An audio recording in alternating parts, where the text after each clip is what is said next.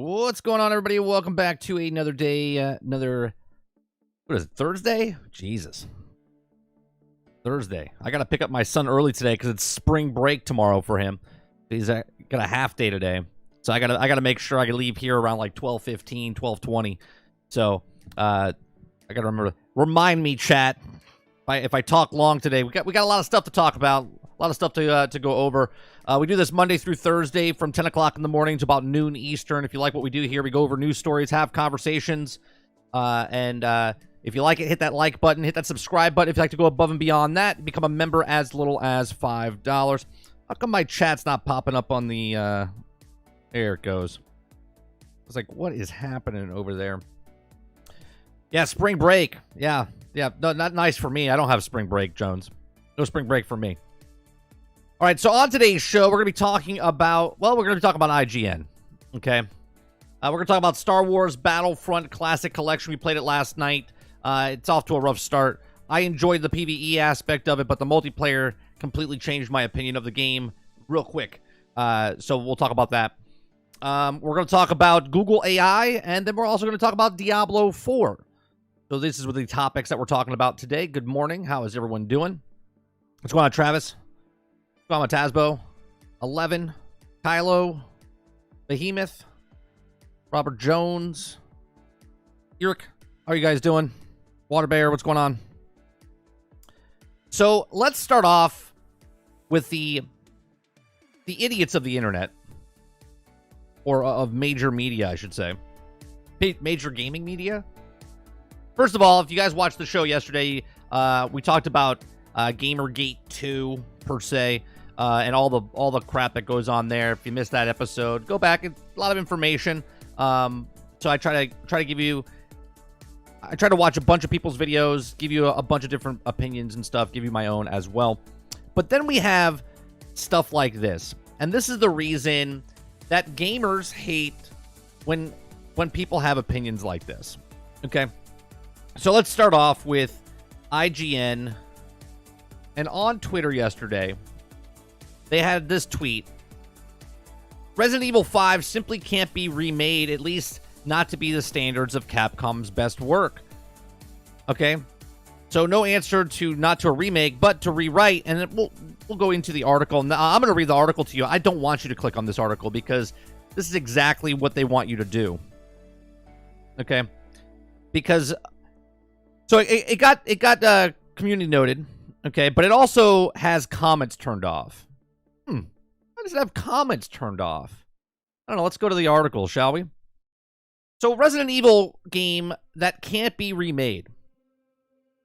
Okay, with Resident Evil 4's release last year, Capcom's project is to remake the glory years of the survival horror series and is complete.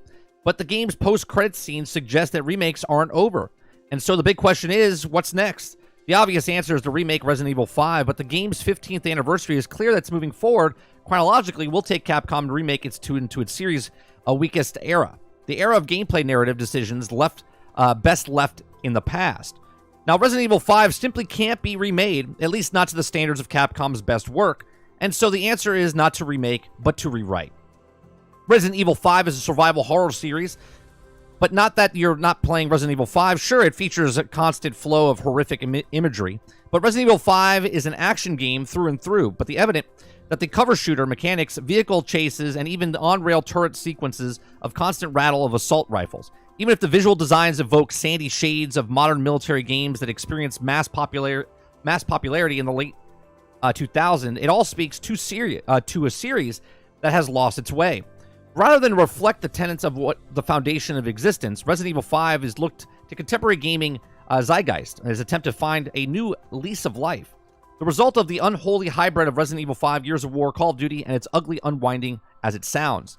Now, the design appears to be not just as misguided attempt to flow Western success, but also to misreading the predecessor. With Resident Evil 4 director, definitely renovated the series through its use of new and over-the-shoulder camera angles. The perspective allowed to more kinetic, action-heavy game. Despite this, okay, never lost signs of the terror of the core Resident Evil, though.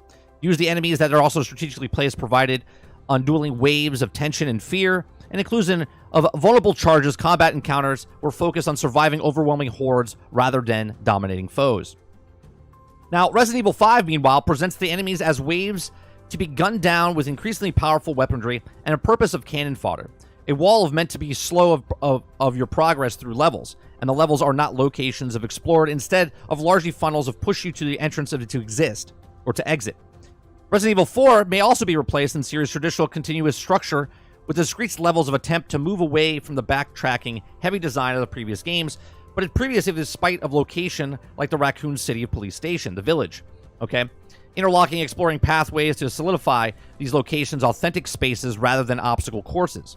Resident Evil 5 has no interest in this, with the majority of the stages being a little bit more than chorus peppered with dead ends and hide treasures in their lack of authenticity. That means no one will ever mention the enormous zone same breadth of Spencer Mansions. Now, all this to say, now they were just talking about the game of what it is, okay? But I read the whole article because I want to give you the context of what it is, right? All this to say, a faithful remake of Resident Evil 5 would break Capcom's 7-year streak of brilliant survival horror games and telling the series in recent point of Resident Evil 7. As a renovation of the first game is Haunted House, and it grew even larger of the unlocked new rooms by solving puzzles, clever renovations based the key to Resident Evil's success. Now, we're dropping unstoppable forces into the House of Corpse, or corridors. Resident Evil 2, Mr. X, is expanding the scope of the House of Resident Evil Village. Locations effectively a giant manor. Okay, the remake can, of course, completely be redefined the structure of sources material of Final Fantasy VII Rebirth. For example, the update version of the classic RPG and the world design gameplay mechanics are the world apart from 1997's original. I also could argue that the Resident Evil 5 is actually Resident Evil's most in need of a remake. The whole environmental structure, scenario design, and redesign of action dials up to a horror that would also bring in line to Capcom's other remakes. But it doesn't account for Resident Evil 5's most notorious problem: racism. Okay. Now, set in a fictional West African country, Resident Evil 5's primary antagonists are black people. Yes, technically. It's a virus. A protagonist, Chris Redfield, is fighting, but the parasite host is depicted as the nation of mobs of primitives who are violated even before the infection. Intentionally or not, Resident Evil 5 positions Africa as the dark continent. Okay? We're harboring disease population and needs gunning down the Western intervention of the name's global security. The incentive treatment of people's color are hotly debated even in early Resident Evil 5's debut trailer, with the writers such as Ngaya Coral or Stephen Tortillo pointing out the game's uncomfortable posts of colonial imagery. Okay, arguments think that pieces have continued well into the game's release window, and IGN's own former editor-in-chief, Hillary Goldstein, having also wrestled with the subject. But that was 2009 at the time, and the race was apparently a debate rather than reality. In 2020, the post-Black Lives Matter would also accept the response of white men shooting waves of Africans for an entire video game. Okay? Do you see this bullshit that they do? Okay? Remake, maybe redefine the source material, but there's only many changes that we can take until it's not remake at all. An entirely new game. And if it takes Africa out of Resident Evil 5, is it Resident Evil 5 anymore? Even if it's vastly improved, more sensitive take of content, perhaps one with the black protagonist, or more empathetic to look at Outbreak and experience would simply be too divorced from the original hold name of Resident Evil 5. Okay, so where does Capcom go from here? Personally, I look backwards code to idle candidate. So basically, the rest of it just goes into what they could do. But this is the problem with media. This is the problem. It's a video game. It's a video game. What do you do in a video game or a movie where you can't make the bad guy, right? Even in Top Gun Maverick, the movie, they couldn't pick a country. They had to be this empty entity of who the bad guys are, right? This is why movies like Star Wars work or something like that, because they just pick and make up the bad guy. In Indiana Jones, he's going against the Nazis. Everyone hates the Nazis, okay? But when video games in a fictitious world based off of Africa, based off of New York, based off of whatever, okay, because it's a color, they make it about color. It's just a video game. It's a video game made by a Japanese company, okay? And the protagonist is a white guy, but he's shooting Africans in the thing. So now it's racist. It's a video game, okay? But they make articles like this, and if they didn't really care about it, and they know they're saying stupid things, then why shut off the comment section or comments inside your Twitter account, okay? It makes no sense to me that you write stuff like this, and then you don't want people to give you feedback or anything like that. You just want to put it out there, okay?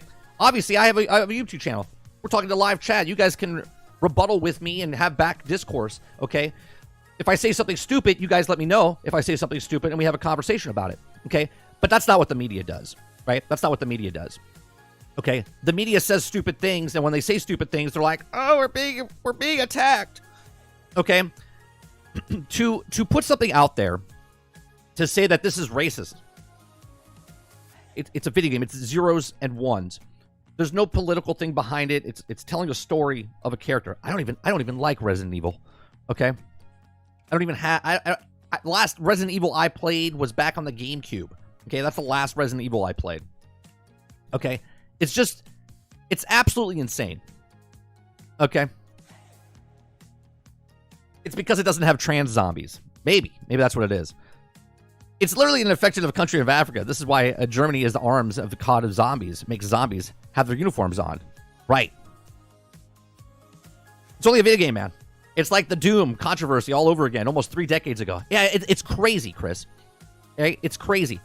Like, I understand films and certain things. Like, if you make a film and you're going against Russia or against China, China probably doesn't want to show that movie inside the world, because movies are filmed and it's like reality almost, even though it's a fictitious place. Like, you can have a fantasy or whatnot, but a lot of people can't distinct between reality or whatnot, right? Instead of being entertained, they want to be offended. Okay, it's just ridiculous. Sweet Baby got the whole gaming industry in a press in a chokehold. Kylo, I think Sweet Baby just makes it, everyone's peeled back the curtain and looking. This is how it's always been. The industry's always been like this. Okay, and the biggest crime of what's happening in the Sweet Baby talk is that the media doesn't bring up what they did to the person that did the curated site, right? That's the biggest crime, right? They all purposely leave out that part that Sweet Baby Inc. did the attacking part. Nobody reports that of the major media in the gaming industry. Okay.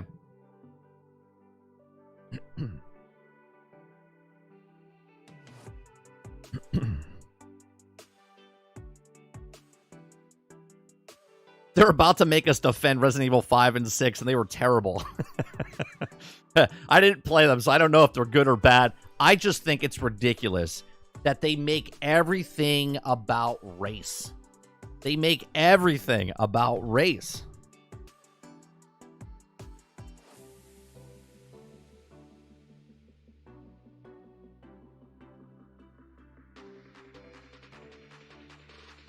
Dolphin says, "What's up? I got a tooth implant today." Oh, nice. I got my one of my back teeth yanked out of my mouth about 3 months ago. I think it was like November, December. And I found out I still have my wisdom teeth. They never came in.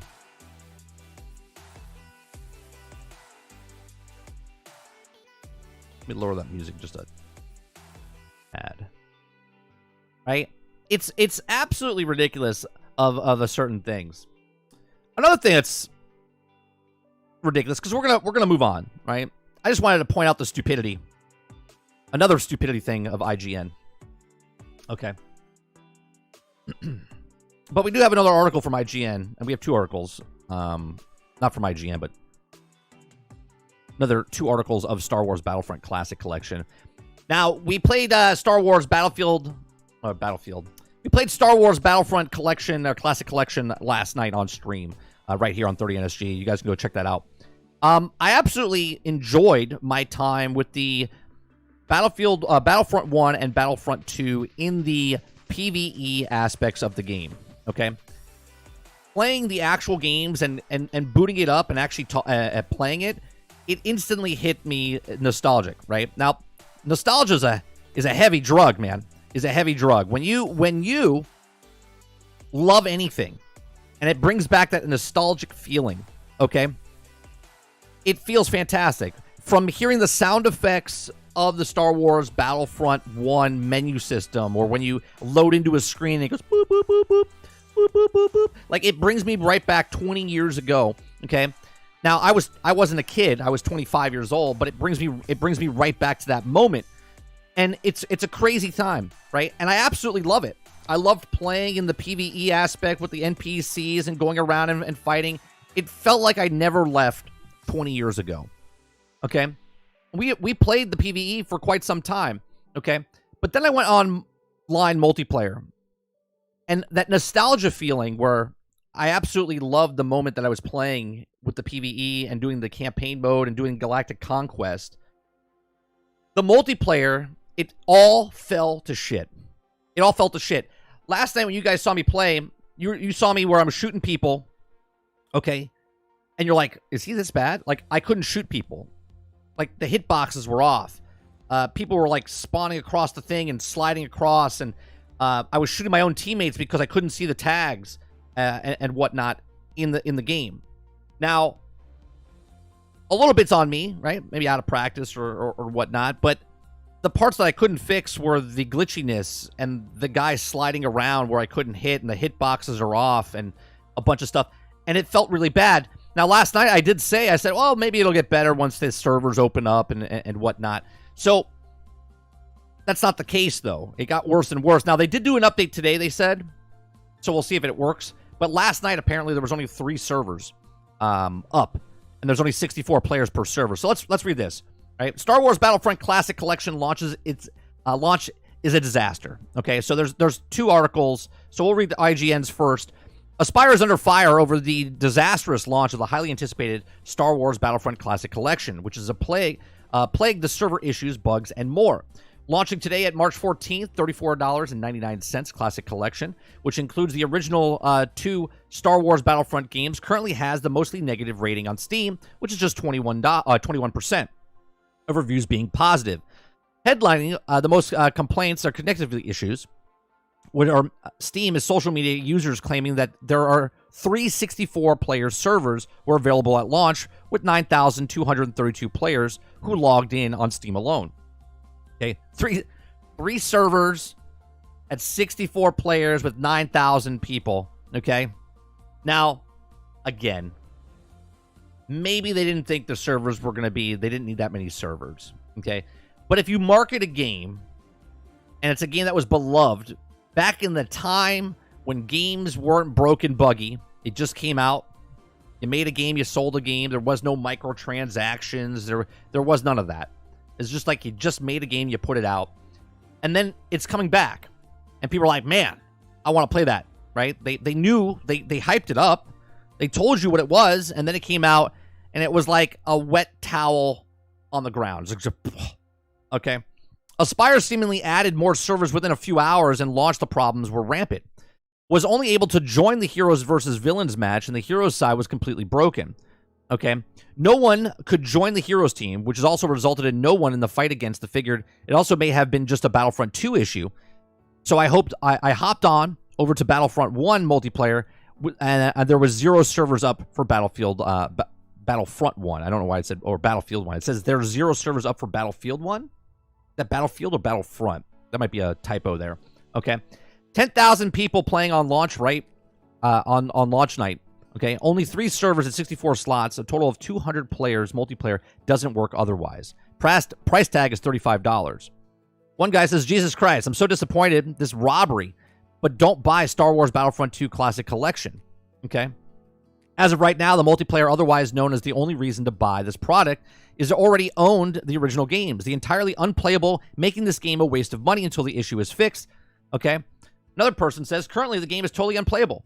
Even after you manage to get into the server, players cannot spawn. Not sure if it's a cheater or denial thing, bug gameplay, or both, said Night Night.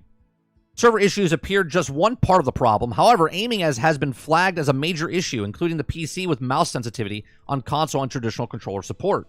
Okay? Yeah, I was having major issues on console yesterday on the Xbox. Okay? The aim controls make it unplayable in multiplayer. Okay, on Reddit, the complete lack of aim assist.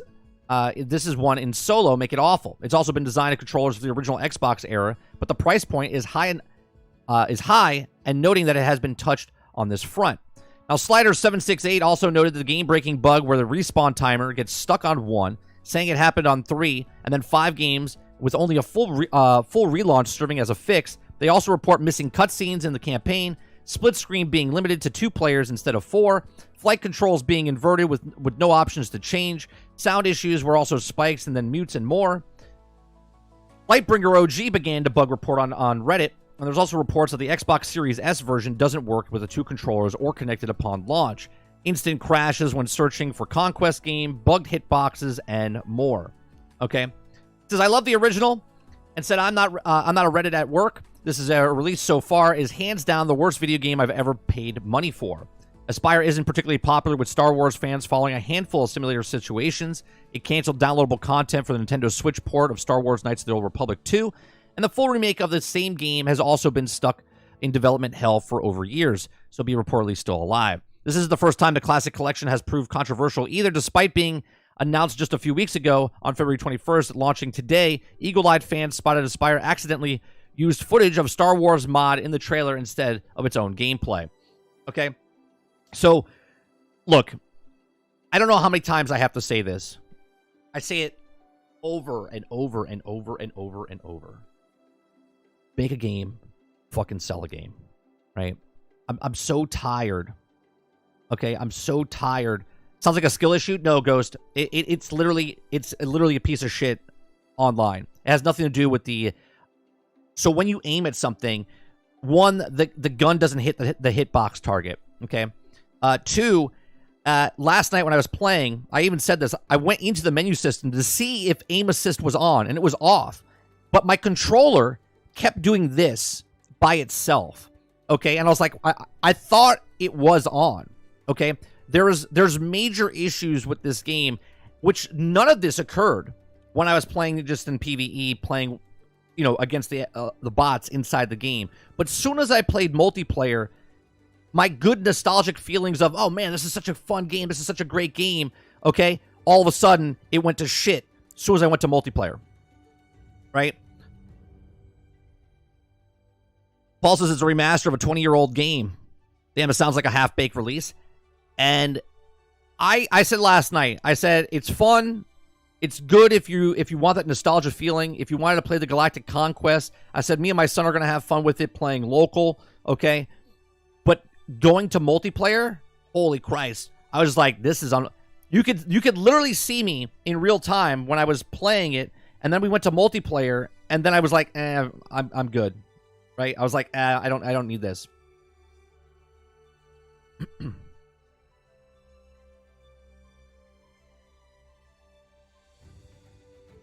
Kyle says, nah, you literally can't hit anything. Paul says I would refund it. Well, they gave me a code, so I can't refund anything. I didn't pay for anything. Aspire literally gave me a code to play it early last night. So it blows my mind how many people don't realize that mouse and keyboard games are supposed to have a level aim assist. So good that they gave you a code. That's right. They did finally remaster a game for today's bugs and patches. Woo! They did it. This is what I don't understand, man. It's like this game is 20 years old. Right? 20 years old. All you did, I don't want to say all you did because I don't know what goes on, like literally, because I'm not a game designer.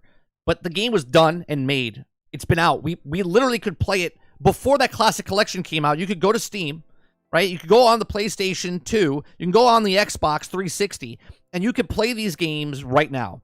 Okay? No issues. No problems. But now, people paid $35. Now, I didn't pay anything because they gave me the code. Okay? But at the same time, like, you play the game, and there's a shit ton of issues. And it's like, what are we talking about? Even last night when we looked at the Ventress, now, I don't remember Ventress having the second lightsaber tucked underneath her arm. Maybe my mind doesn't remember that, but...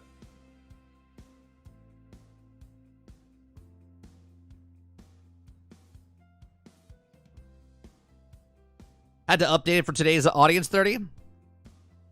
it boggles my mind that they do stuff like this. And it might be a cash grab. It might be maybe it's the people that are making it don't have the skill set to fix these things. Maybe they didn't test the game out. There could be 1,000 reasons why the game is like what it is. What's Ventress? You mean Pinhead from Hellraiser? She did look like Hellraiser, yeah.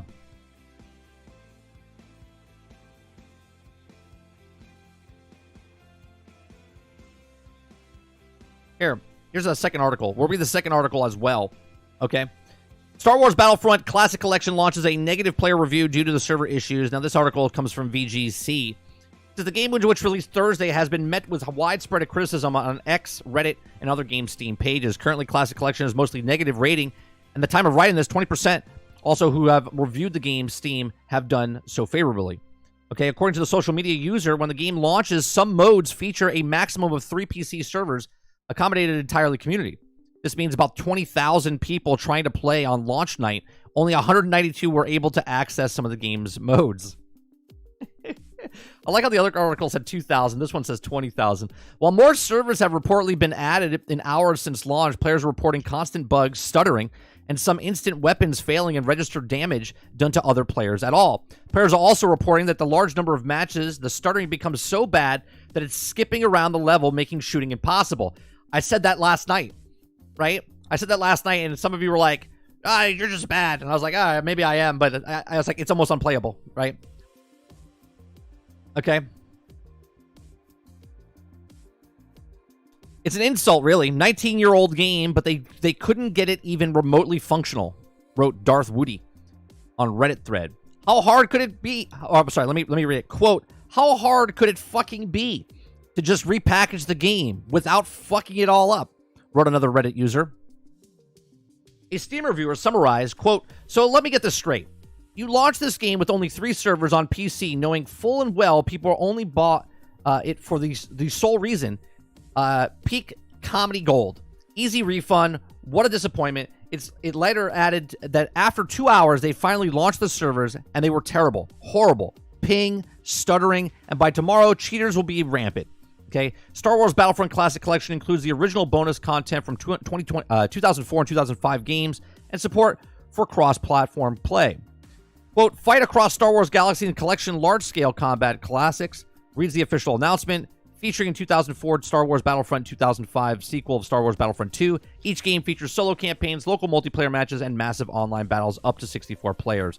Well, hopefully they have the fix for it, but how hard could it be? As the guy said, how hard could it fucking be to just take a game that was already done, already made, already completed, and bring it over to an updated area? Now, it does look better. It does visually look better because they actually fixed the game where the visuals, and it's fantastic. But it's like, what if these studios don't understand, okay? And what's funny is people bought the game, and then 2 hours afterwards, they were starting to fix it where they were getting more servers. Well, isn't that convenient when people buy a game 2 hours afterwards, they can't return the game, okay? I'm not saying this is what they're doing, but it does seem a little weird. Like it's a quick cash grab, and it's frustrating, okay? Now, someone might come across my video and be like, what is this white guy complaining about, this man baby, okay? Or this neckbeard. But I fight for the people that pay for money. I didn't even pay, right? And this is why I'm not upset. I was given a code. But this is a 19, 20-year-old game, and it represents what every game comes out in 2024. Broke, buggy, unfinished, fixed 10, 12, 18 months later. It's absolutely fucking ridiculous, okay? It's like, yeah, just put it out there. It's okay. They're going to love it. Star Wars, who did really well back in 2004, 2005, right? It's not acceptable. It's not acceptable. Stop it. It's like I have to smack a little kid's hand. Like, stop it, gaming industry. Stop releasing broke, buggy, fucking shitty games. Just put the game out and make sure it works before you put it out to the public. How hard is this? Okay, sure, gaming is hard. Okay, gaming is hard. The game was already made. It was already made. You were taking someone else's work and relaunching it and then having people play the game, and you couldn't even do that correctly. Unfucking believable. These are my thoughts. Let me know yours in the comments section down below. What do you think? Did you pick up Battlefront 1 and 2 Classic Collection? Did you like it, the PvE? Does the nostalgia take over and you're like, you know what, it's not a big deal.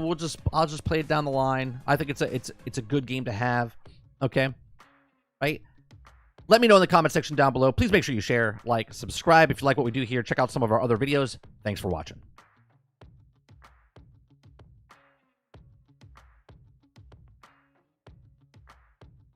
There is crossplay? No, cross-platform. There's no cross-play. Cross-platform, meaning if you have a PlayStation 4, PlayStation 5, you can play together. If you have an Xbox Series 1 or a Xbox Series S, X, or 1, you can play together. There's no cross-play. Switch plays with Switch, PlayStation plays with PlayStation, Xbox plays with Xbox, and PC plays with PC.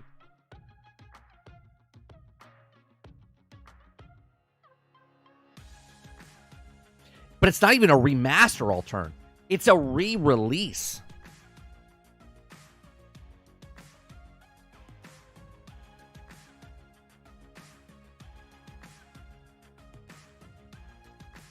Krebsy says, just sharing info. Aspire didn't make the original. I know that.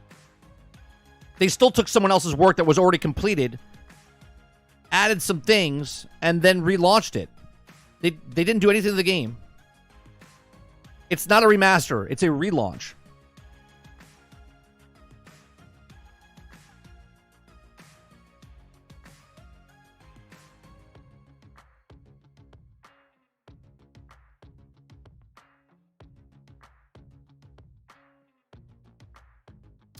It passed Xbox, PlayStation checks also. They should be blocking it. Right? Shame. Shame.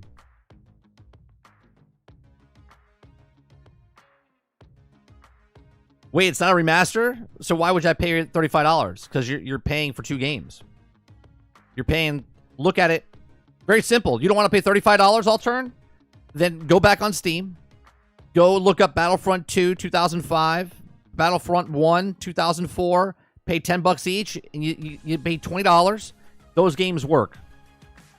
The only difference with that is that they don't have 64-player matches. Okay, they have 32. So 19 years later, they added 32 people. The whole reason it's coming out is to play multiplayer, and the multiplayer didn't work.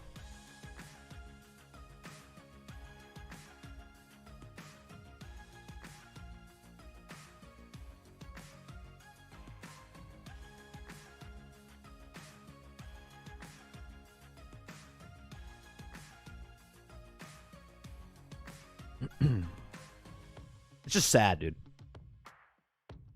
It's just sad.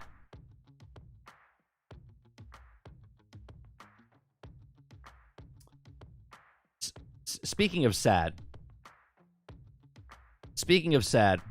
we're gonna watch this video, putting something in general regarding Ventress and some odd thing Aspire did. Ventress was in the game before Aspire did. They didn't add that.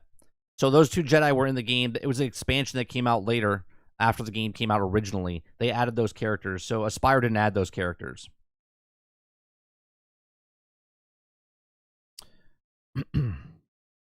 More AI on screen, better graphics. Think about it. All right, so we're going to watch a Diablo video. Speaking of sad, okay? Now, the actual creator of this video is, I believe, Frosty Faru, okay? But we're watching Asma Gold TV reacting to his video, okay? Both names are in the description down below, so you can go click their channels and go check them out. All right, so Diablo, I played 168 hours of Diablo when it came out. Before it came out, I said I'm going to play it for the single-player story, just like I said for Suicide Squad. I said if I play more, then I play more, which I did. I played a lot more, okay? I enjoyed the game. I did everything I could. I was level 85, I think, when I stopped, and it just got really grindy, and I was like, you know what, I'm good. They didn't have the leaderboards in there. The season 1 didn't come out yet before I stopped playing. Season 1 came out. I played it very little, and I went, no, I'm good. And I said that I'll probably pick it up in season 4, like 1 year from now. So like this summer, I might go back to D4 and be like, okay, cool. Okay. Those of you that are still in the know of what's happening with D4, you know what's happening. And if you don't know what's happening, let's watch this video together, shall we? To experience the glory that is your gauntlet system.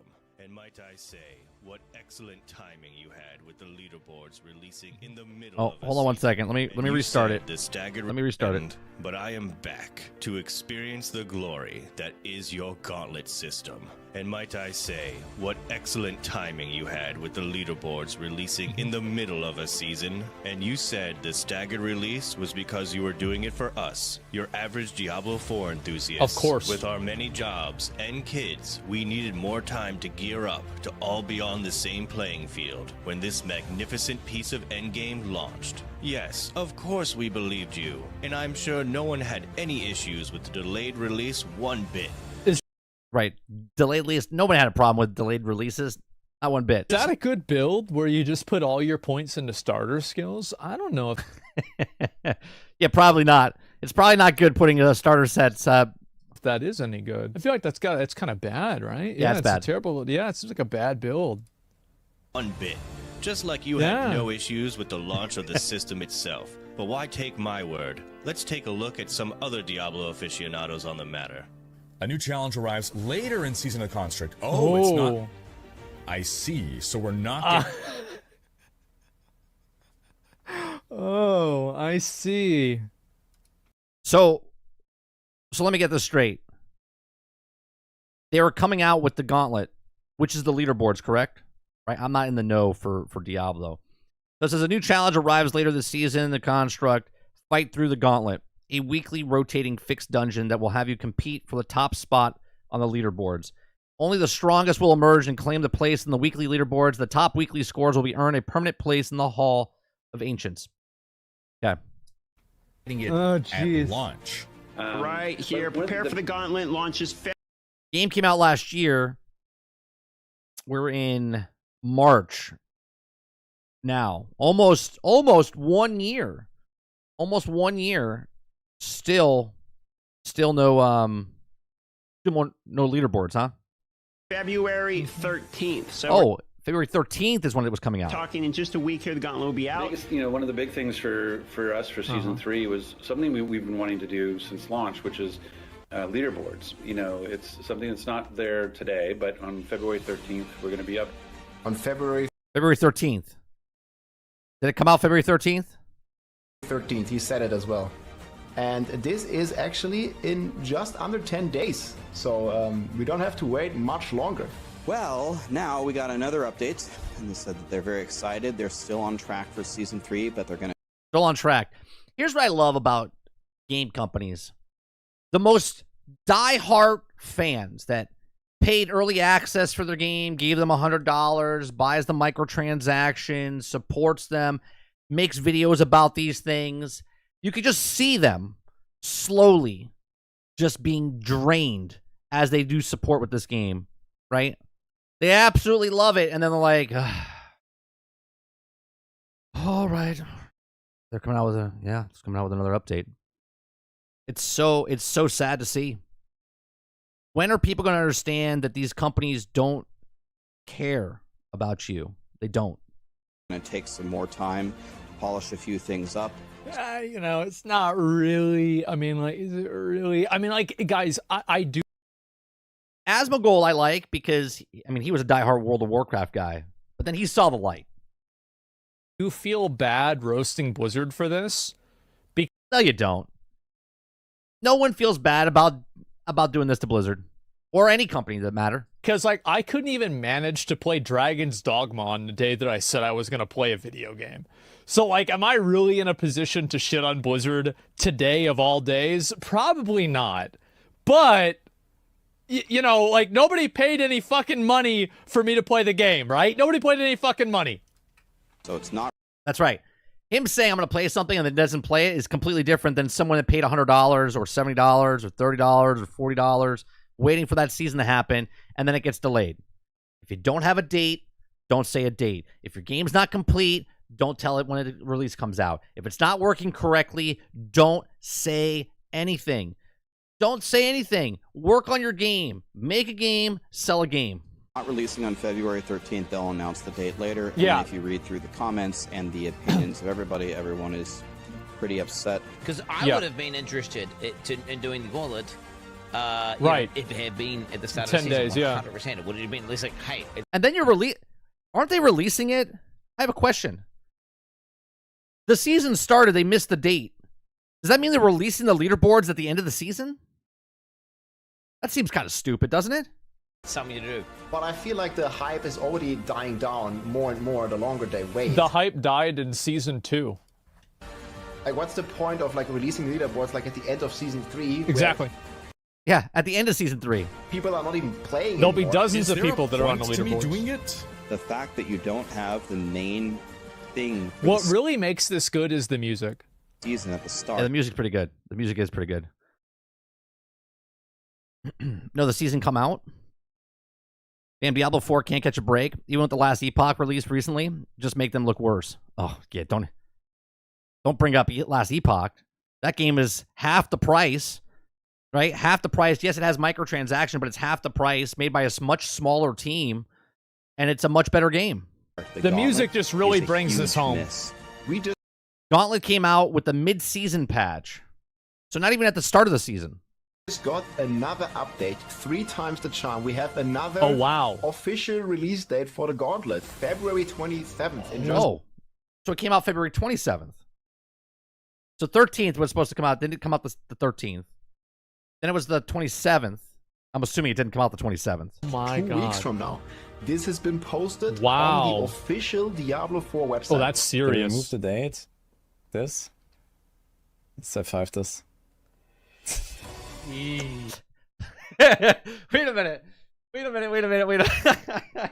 Did he just refresh the page and it went from February 27th to coming soon? This. Let's F5 this. Oh my god. What? It's like they do this to themselves. They do this to themselves. So stupid. Jeez, you guys see that? February 27. Let's F5 this.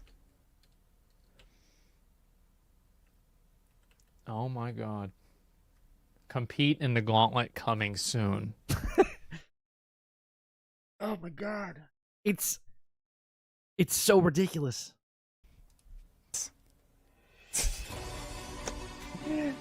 But we're the bad people. We're the bad guys. The gamers are the bad guys. Right? We're just entitled. Right? We ask for too much. Right? I know it's a video game. Okay? People paid money for these things because they were promised things.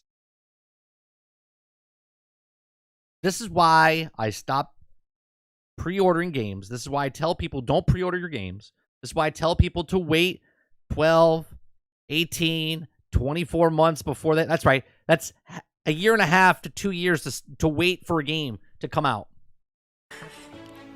It's coming soon, guys. How do they do this, man? How do they do how do you do this? It takes a lot of talent to fuck up something like this.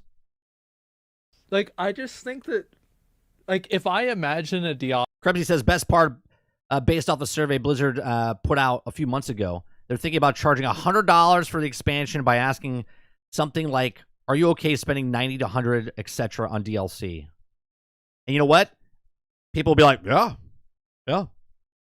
Diablo 4 team, I imagine 100 monkeys in one small house, and there's a house fire, and all that they have to put out the house fire is gasoline. That's a good that's a good analogy. 100 monkeys in a house, and all they have to put out is gasoline. That's it. That's the way I imagine. Like, I think that is the best way. Yeah, like, think about how they're acting. Think about what gets done. Nothing. Yeah, they done.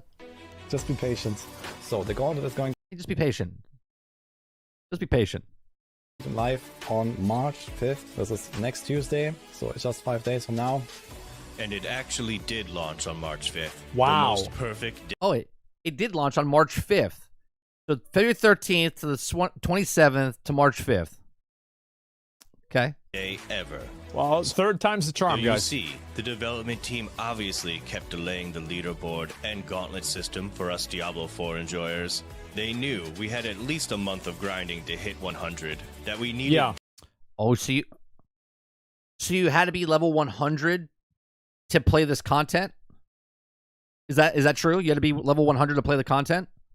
Days of nightmare dungeons to acquire level 20 glyphs. And because we can't get the materials we need to farm Uber Duriel alone from nightmare dungeons, we also needed many more hours of farming Helltides and Legion events to acquire those Uber uniques we all know we got on the first try and completely I know he's being facetious. He's like, of course, because we're grinding. We got it on the first try. No, you just have to keep grinding the hell dives and the nightmare dungeons over and over. The same content, the same type of content you're doing in Skull and Bones, where you're going around and have plenty of stuff. 7 out of 10. And then you can also, run around the rooftops of Suicide Squad, but that's boring and repetitive, and nobody wants to do that. But nightmare dungeons are completely different, and Helltides are completely different. 9 out of 10. didn't just quit after more than 5 attempts because how annoying. I mean, how fun it is to farm those things. I never got one.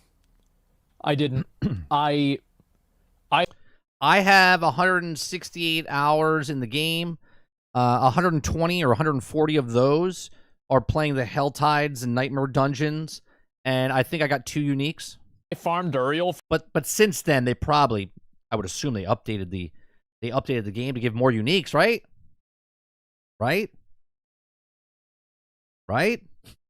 For like one day, and then I was like, man. That was a good day, though. It was a good day. Then there were some of you out there who took the time the Diablo 4 developers so generously gave us to slack off and play Pokemon with guns, Space Invaders. Yeah, we had plenty of time to go play other games. Or even the worst of the bunch, Last Epoch. The last of the bunch, Last Epoch. You played Last Epoch. You basically betrayed. Yeah, if you left Diablo 4 to go play Last Epoch, you cheated on your girlfriend or boyfriend, and you're not going back. Betrayed Diablo. You're not going back to Diablo 4. You're not going back to Diablo 4. Cheating on Diablo. Yeah, that's exactly right. Oh, you shouldn't do that. Like that. I only That's played fucked Last up, Epoch man. to, Go on, Super Dave. Research how bad it was, and to warn others about all the issues in the game. Yeah. Yes, I told them about the lack of horses. If we're driving past horses and you don't audibly say, horses, then we're not friends. Now that We're not friends then. Don't worry about it. This face really just kind of says it all, doesn't it? Do you remember what I was saying? That face, it does say it all. It does. Perfect. Thing about like games like Diablo being like very low T. Like here's the perfect reason why your game should come out not broke, buggy, unfinished, okay? And why you should wait on a game if games come out for live service games, right? Even though I'm playing Suicide Squad, right? The only reason I played it is because of the single-player campaign. The only reason I played Diablo was for the single-player campaign. I wasn't into the end-game activities. I knew what it was going to be, right? The pyramid like this, okay?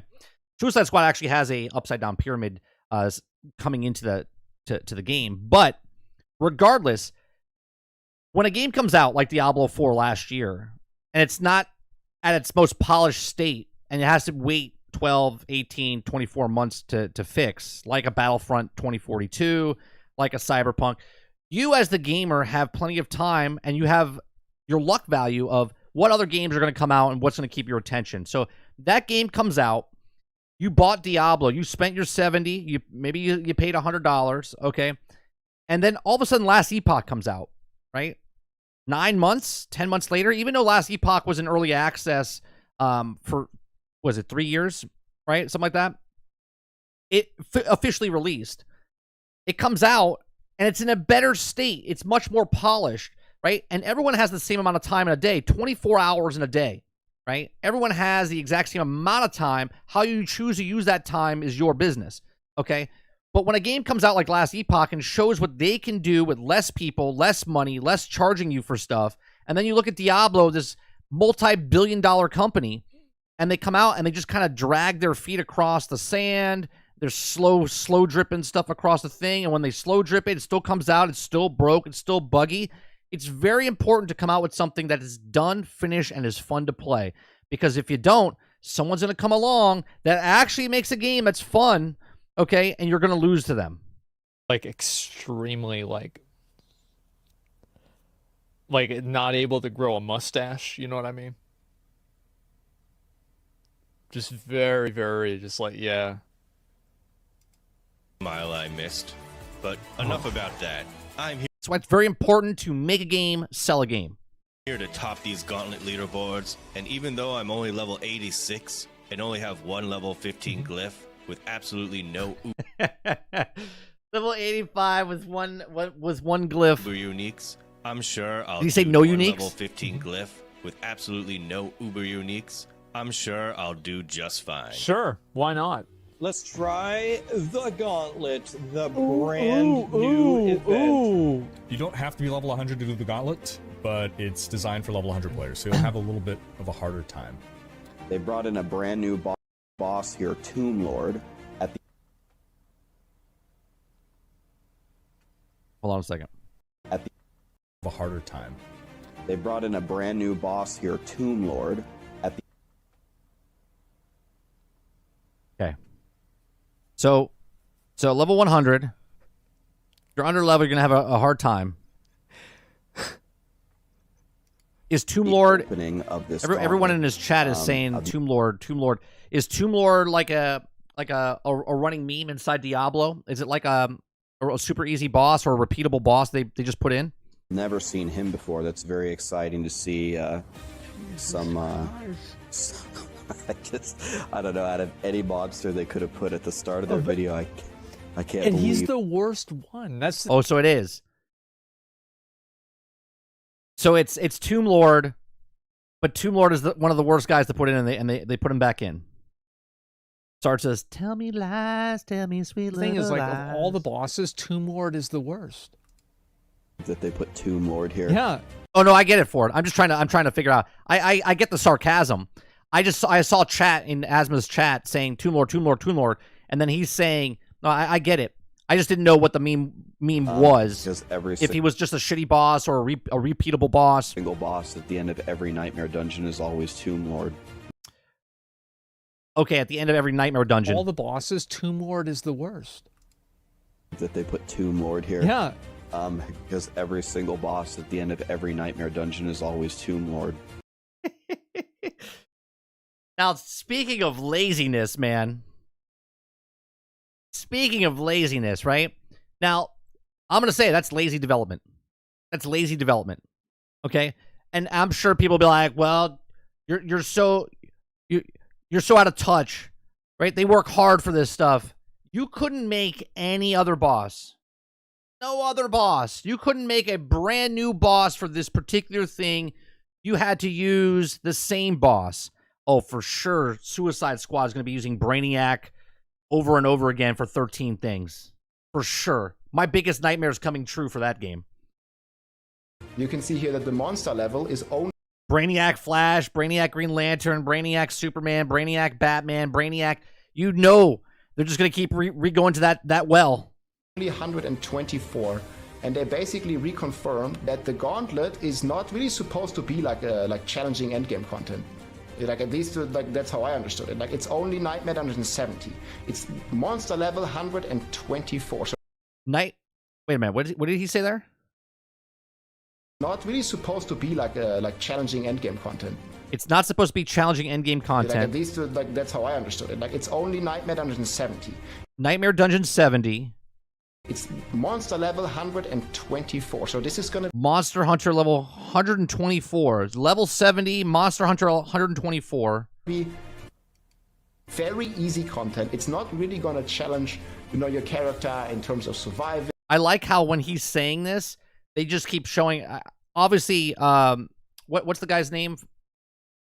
What's the Frost, right? Frost is showing the sarcasm, right, of him speaking. It's not supposed to be challenging in any way, shape, or form, but he just keeps dying in the background. In terms of DPS, it's more like, a speed run. It's like basically very speedful. It's supposed to be a speed run. Dead. Died.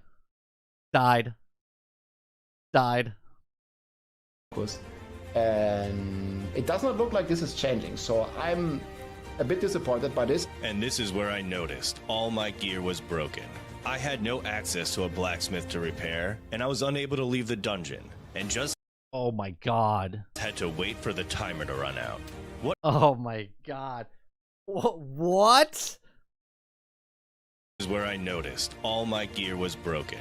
I had no access to a blacksmith to repair, and I was unable to leave the dungeon, and just had to wait for the timer to run out. What a stupid fucking mechanic that is. What a stupid mechanic that is. What an amazing design choice. Thank you, Diablo 4 developers, for taking the extra time to really iron out this game mode. But hey, this is probably the only issue that came up Oh my god. with this flawless system. Oh It's my not God. like people are able to bring in shrine buffs from outside. Am I right? What? So Diablo 4 brought out some new content. How did this even get delayed? Wait, oh yeah, they did have to delay this. Wait, this had to be delayed? Okay, before I get too worked up, I need to calm down and think about this more. It can't be Diablo 4's fault, and obviously can't be my fault. Right. It's definitely not Diablo 4's fault. It's not the dev's fault. Not his fault. Whose fault is it?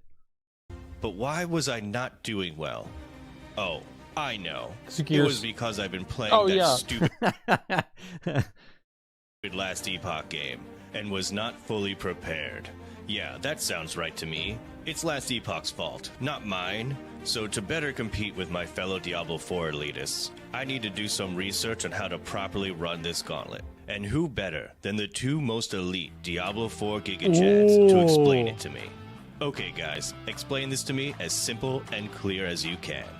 Basically, do one round here, click the first shrine. I think I'm gonna do this round here, click the first shrine, do another full round here. So we go this way, this, revive. So this, then click this shrine, do another full round here. Then we go this, For example,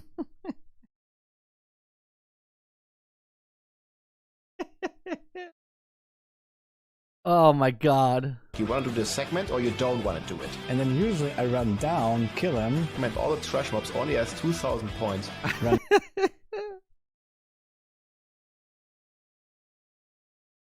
I mean, I don't want to tell people how to play a game, but I will say this. I will say this.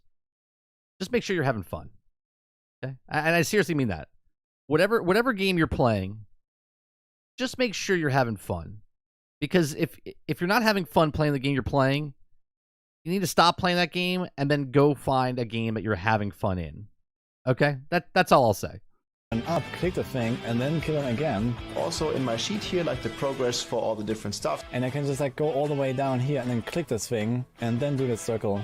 Click this shrine, do another full round, and then with all the keys, I'm gonna go here and open all the chests at the very end. This is just fucking sad, bro. It is. It's very sad. It's like running the Statue of Liberty playing football.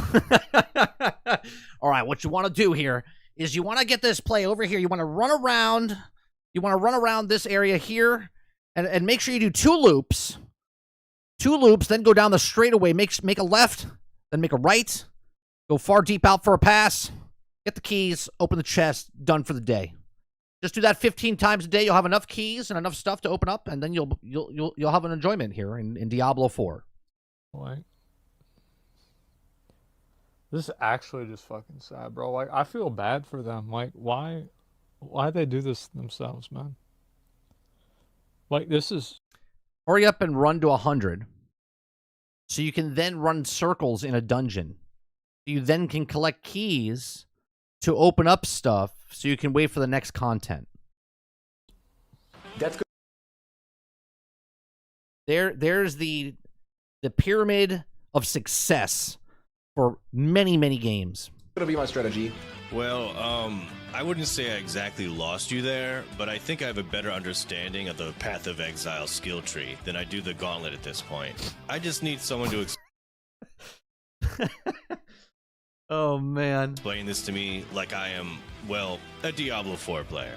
Yeah, you grab a whole bunch of minions, including the bosses, because apparently you can drag those. And you take them to the pillar, you get the multiplier, then you kill them all, yeah. Now, see, that sounds fun. Darth Microtransactions got it. You just grab everybody, and you bring them back to the pillar, and then you murder them all. Now that's something my superior Diablo 4 brain can understand. All right, with my newly acquired knowledge of the Gauntlet system, paired with my massive intellect and extraordinary skill, I think I am ready for round 2. Let's do this shit. All right, I think I'm done. Yeah, he went in 3 seconds, he was dead. But before I go, let's check in with our Diablo 4 superfans one last time for some sage advice. What were they thinking? Like, I really... Like, I think to myself, if Last Epoch was as good, was Diablo 4, would people feel like they got scammed from the Kickstarter? How is it that you have a development team that's so big and this is what you come up with? The Slums map tile set with the Tomb Lord in it. How do you...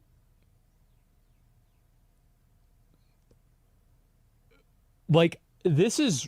It's really, like, whenever you actually break it down... Like, I should probably do, like, a 2-hour video about this game. Yeah, do it. I'll watch it. This is, like... Please, no. Yeah, it's just... How is this possible? It's uncanny. It's amazing. Right? It's amazing how they can make these decisions, and then someone else looks at those decisions and says, yeah, that's a good idea. Let's do that. Right? Let me just... And I'm not saying Suicide Squad is the greatest game, right, end game wise, but Division 2, it took them years to get to the point where they are now, and Division 2 is one of the better games out there for looters, okay? Diablo has been doing games for over 2, almost 3 decades, I guess, almost, right? And their end game is literally the same thing over and over and over and over and over and over. Suicide Squad gives you options where you don't feel like you have to do the exact same thing over and over, right? And as the seasons are going on, they're going to add more things, hopefully. Again, we don't know yet. But, so, the pool of gear that drops inside of Diablo is lower gear, mid gear, high gear, highest gear, and super uniques, okay? But they're all in a pool together. So, the likelihood of that dropping is less likely. Where in Suicide Squad, right, they respect your time where you do a mission and you're only going for, like, the grenades or the traversal mod, right? And if you need a traversal mod or that, you do that mission, and within less than 10 minutes, you're going to get a bunch of stuff, and you're going to get some sort of gear. You might not get the gear that you want, but you're also not going in a pool of stuff that's constantly happening. So if you're going for tier 1 stuff, you're going to get tier 1 stuff. If you're going for tier 2 stuff, right, you're going to get tier 2 stuff. Okay, you can still get tier 1, but the pool of stuff in there is not this gigantic pool where you got to run something 100 times, okay? They want you to play the game, respect your time, go into the thing that you want to get, so the guns are not in the same thing as the mods are not in the same things as the grenades. It's like, you want grenades? Go here. You want this? Go here. You want guns? Go here. Division 2 does the exact same thing. You need some gloves? Go to the section where gloves are given to you. You want a gun? Go to the machine gun over here. If you don't want to do any of this, all of this stuff, then you can go to the summit and you can just really tune in on what you want. And within 20 minutes, you're going to find the thing that you need, right? Respecting your player's time and really honing in on, what targeted loot, okay? Diablo doesn't do any of that. There's not a bunch of options to go for, nothing, right? Division changes it up right? Gloves might be here one day, they're over here another day, they're in a mission the next day. It keeps it fresh. It keeps it making you move. No, Diablo says, we need you to do the same dungeon over and over and over and over and over. And then because you do that over and over and over and over, there's people making game plans like game day, like in football, where, well, the best route to do is this, and you go around here. That is not content, man. Yeah, Frosty, I'm not sure how much mileage people are going to get out of this if they're like a casual player. Be honest, doesn't look that exciting. No one really seen. Altern says, by the way, I played Summit on Division 2. Got the entire gear set by floor 10. Would it take you like an hour? Right? Going from like 0 to 10, all depending on what level, what difficulty level you did it on, right? Like they're having a ton of fun. Some people only did like one run and then left to go play other games. It doesn't really seem to be super exciting. The hype levels are very low. I've been blasting Last Epoch myself for like the last 2 weeks, and I'm definitely ready to do more of that. Wait for Season 4. It's not too much longer. And that's another thing. Season 1 was bad. Just wait for Season 2. Season 2 is bad. Just wait for Season 3. Oh, it'll get better in Season 4, right? I said before Season 1, I said, I'll come back Season 4 and see if they fixed it. Season 4, hey guys, hey, listen up. Season 4 is whenever Blizzard is going to finally fix Diablo, okay? Yep, that's right, guys. By the time Season 4 comes out, they're finally going to have everything. Yeah, it'll all be fixed. It'll all be fixed there. Ready, and it's going to be good game again. Might as well. Okay, it's going to be just as good as Season 2. Yeah, I heard from somebody they're going to. Right. Okay, so Season 2 was good, and then Season 4 will be good, Season 6 will be good, Season 8 will be good, Season 10 will be good. Every other season will be good. Make Season 4 but good. That's it for me this season in Diablo 4. But you can bet I'll be back to try out their next Wait, so he completely can't flawless leave? major update with the loot overhaul, which will 100% launch day 1 of Season 4. Yeah. Right, guys? Well, that's it for this video. I wonder if they'll try to delay the loot overhaul until later on in the season to try to double dip to make people get bad gear at the beginning of the season, and then try to get them to come back later on in the season to get the good gear from the loot overhaul. I wonder if they'll try to do that. Yeah. Yeah, no, let me hear that again. I'm pretty sure. Delay the loot overhaul. But you can bet I'll be back to try out their next Wait, so he completely can't flawless leave? major update with the loot overhaul, which will 100% launch day 1 of Season 4. Yeah. Right, guys? Well, that's it for this video. I wonder if they'll try to delay the loot overhaul until later on in the season. Sure. To try to Of course they will. double dip to make people get bad gear at the beginning of the season, and then try to get them to come back later on in the season to get the good gear from the loot overhaul. Yeah. Yeah, it's called make the problem sell the solution. That's exactly what they're going to do. I wonder if they'll try to do that. Yeah, I think that, you know, I've known Blizzard for a while, right? I mean, I've been playing Blizzard games for what, 20 years? I think they're going to do that. I think that's what's going to happen. I think that's exactly what's going to happen. That's exactly what will happen. I agree. Well, that's it for this video. Have a good day. Yeah. Bye. Reminds me of the shitty version of Palace of the Dead. Well, you can't compare this to Palace of the Dead because Palace of the Dead has really good music. Yeah. So this doesn't have really good music. That's the difference. So, yeah, I don't know why Diablo 4 decided to do this gauntlet. I don't really know what their best case scenario was. They literally, before the game came out, they talked about how they were going to put the gauntlet and leaderboards in to hype people up for the leaderboards. And then it took them 9 months to put it in.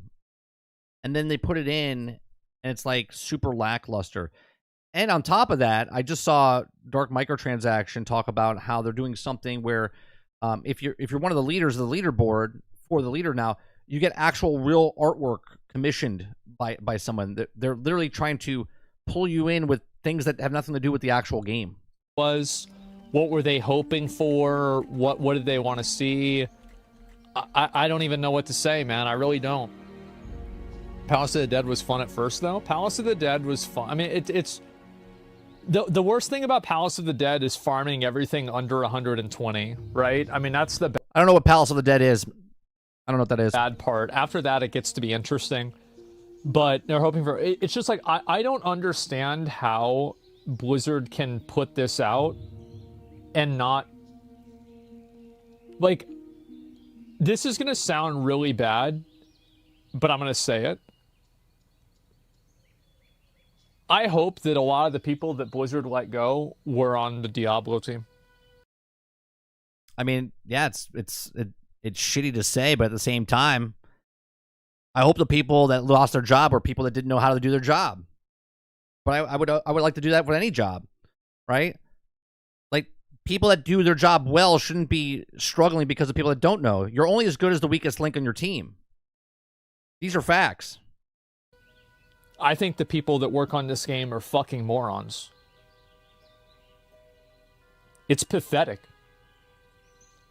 Like, it's genuinely fucking pathetic that they've made this game. At a certain point, it's like whenever you deliver, like, quality that is this low and this bad, don't you deserve to lose your job? Like, here's the thing, right?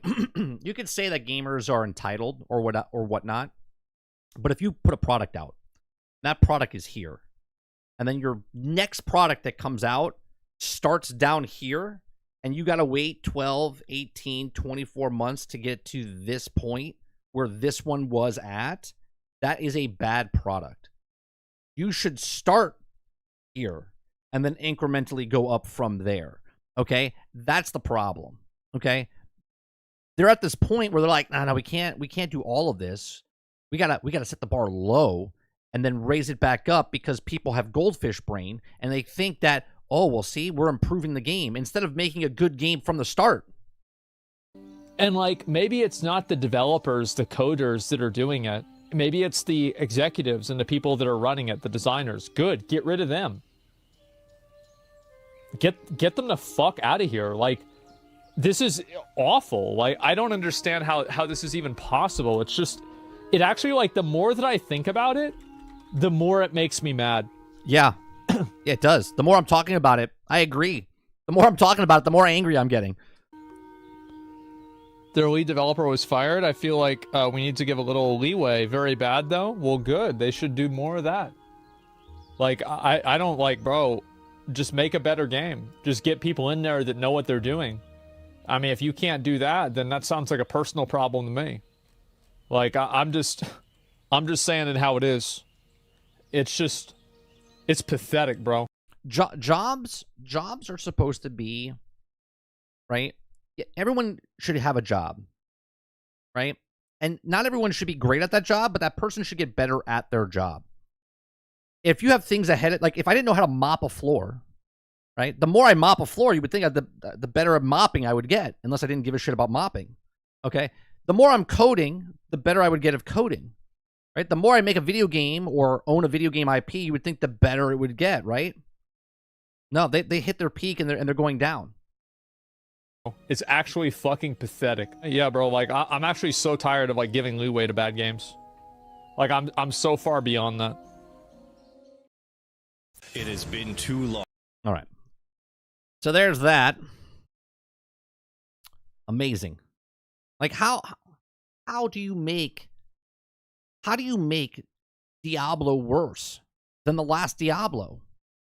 When the last Diablo got shit on because of how bad it was until they fixed it. And then they just do the exact same thing and rinse and repeat. Quintar says lemon laws exist for vehicles for a reason, right? It's amazing. I'll say it till I'm blue in the face. Make a game, sell a game. When you release that game should be complete. I don't even care if it's a live service game. The live service game that you release, that section of that game that you release should be almost perfect.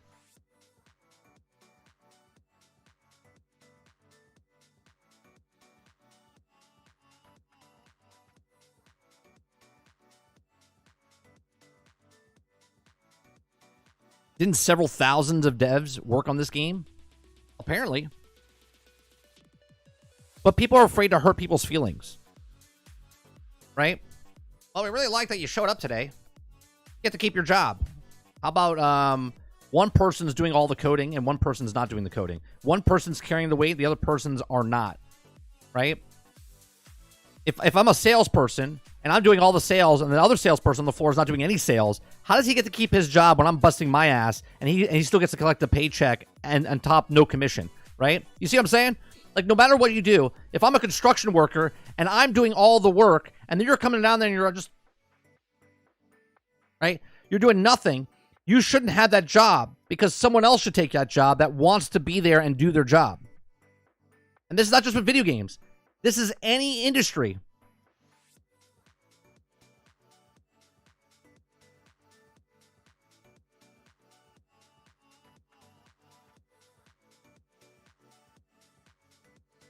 I don't care if you're knitting shoes, okay? Or if you're pouring concrete, or you're sweeping floors, or making video games, or making movies. You should want to be there. You should want to do the job. If you're not passionate about whatever you're doing, or give 100% of whatever you're doing, then don't do it.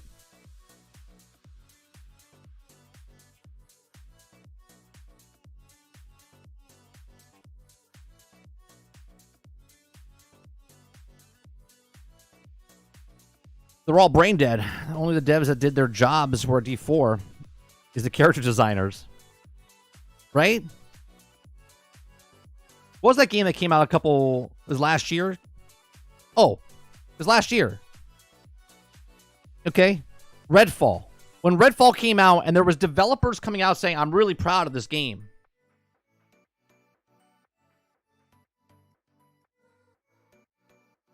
That's like me doing this. Are you ready? That's like me doing this. Here's a piece of paper.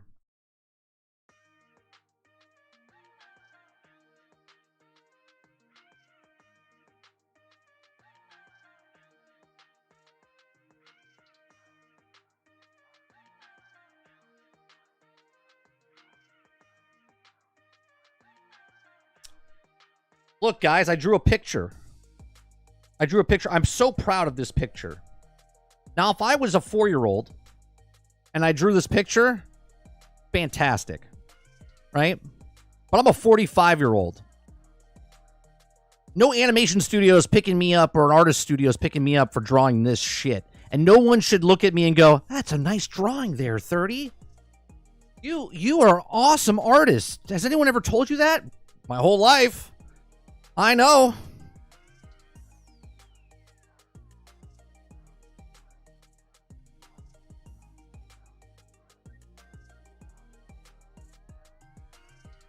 I don't understand why everyone's hating on me.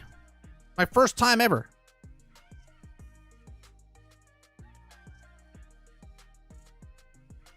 I'm being attacked.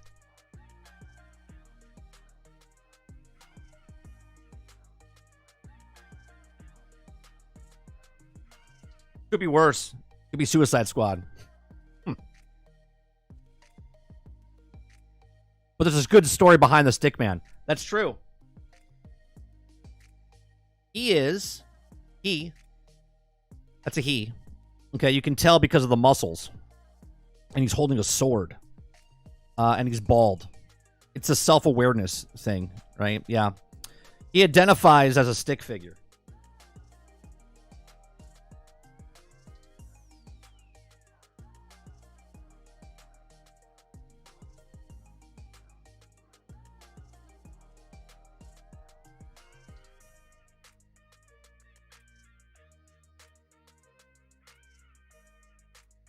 See, I didn't feel that way with the single player story. Same with Diablo 4. I enjoyed the single player campaign of Diablo 4. It was the end game, and I had the exact same. You could go back to my videos when I talked about Diablo 4, or when I talked about any other live service game. I said the reason I'm playing Diablo 4 is for the single player story. If I get more out of it, fantastic. Suicide Squad, I said I'm playing it for the story. If I get more out of it, fantastic. Same exact thing. I got my money's worth out of the story.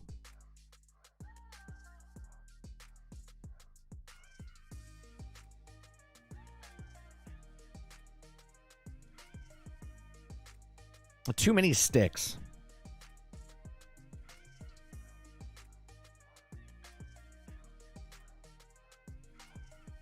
He is. He is Altern. Didn't you see? The pen is black. This is a black man. It's a black man stick figure. Yeah.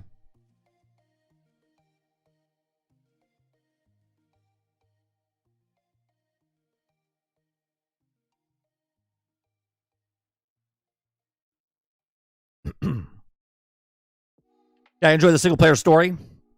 Let's go on, Mr. Luke. They just need to fix the server issues before season 1. We just did watch that video with Diablo, right, Water? Where they still have the same issues that they're having. You would hope that Suicide Squad would have less server issues after season 1.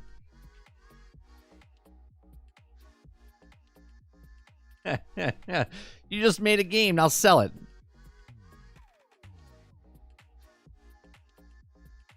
I'm so mad I bought Battlefront. At least I can enjoy the single player experience. I said from the very start of Clips when that game showed 2 weeks ago, I said, man, I'm excited for the nostalgic of Battlefront, and I can't wait to play Galactic Conquest again, right? And my son liked it, and I was like, I'm going to get it. Now, fortunately, I didn't have to pay for it. Aspire gave me a code early to play it last night, okay? And I did enjoy the PvE aspect of it and the Galactic Conquest stuff, okay? But that multiplayer last night was horrendous for the Classic Collection.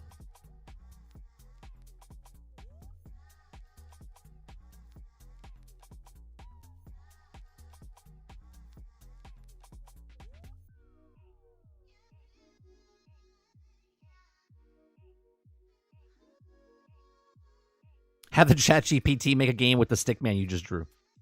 Maybe I will.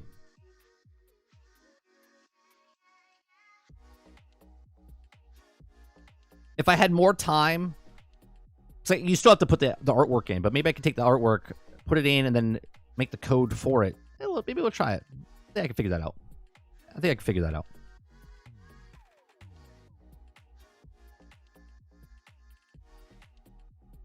Maybe I'll see if I can make a three animated thing where I make like a stick figure and make him walk, and and then type in the code of just a side scroller and see if I can put a stick figure in instead of the dot. See if I can do that. Not right now, but we'll see if I can do it.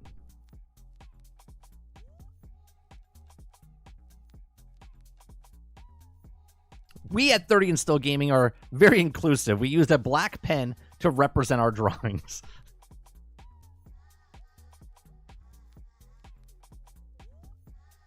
There's no online for single player, WTF? Yeah. What are you going to do? What are you going to do? Will you be reviewing Snow Day or Dogma 2 when they drop? I don't review anything, Dave. You know that. I don't think I'm going to be playing Snow Day on day 1.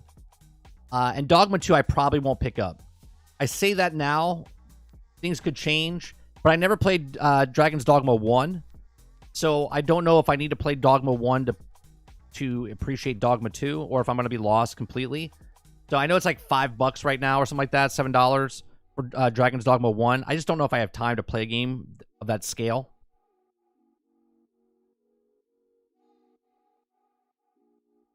I was so glad you streamed the new Star Wars Battlefront near the end. Not only did I play it, but I played it through the cloud just so I could get my palette back. You know what I mean? Like I was looking at the old stuff and I was like, I gotta look at the new stuff. As much shit as we give EA, they did a really good job at Battlefront 2. Like graphic wise, gameplay wise. It was just the microtransaction part that really shit that game.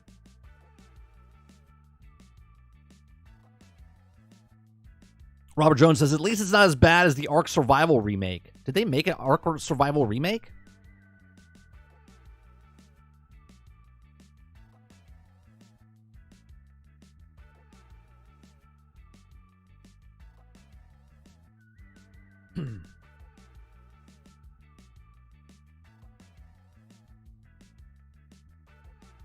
All right, the next story I want to talk about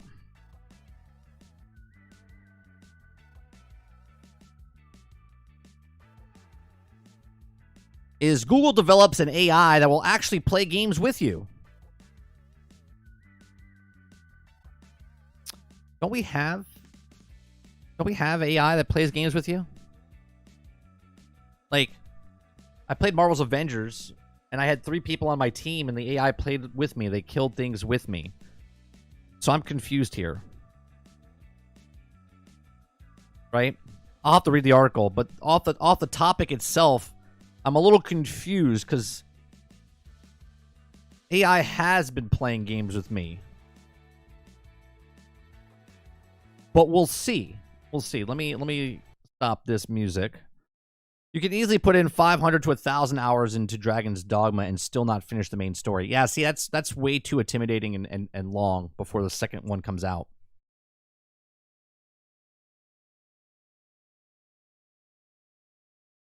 Jones says, yeah, they are 30.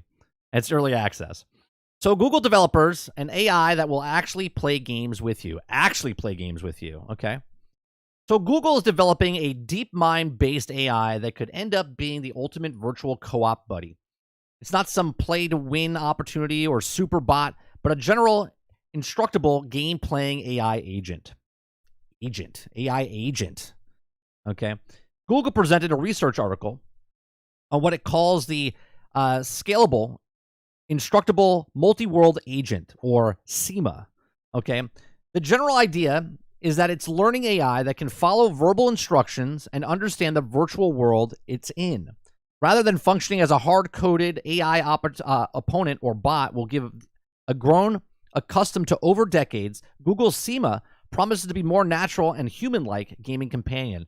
This doesn't sound weird or scary at all, right? Who needs friends anymore? Who needs to go outside? Who needs to actually have actual human contact? Google partnered with 8 game studios to test out the SEMA model in games including Valheim, Goat Simulator 3, and No Man's Sky.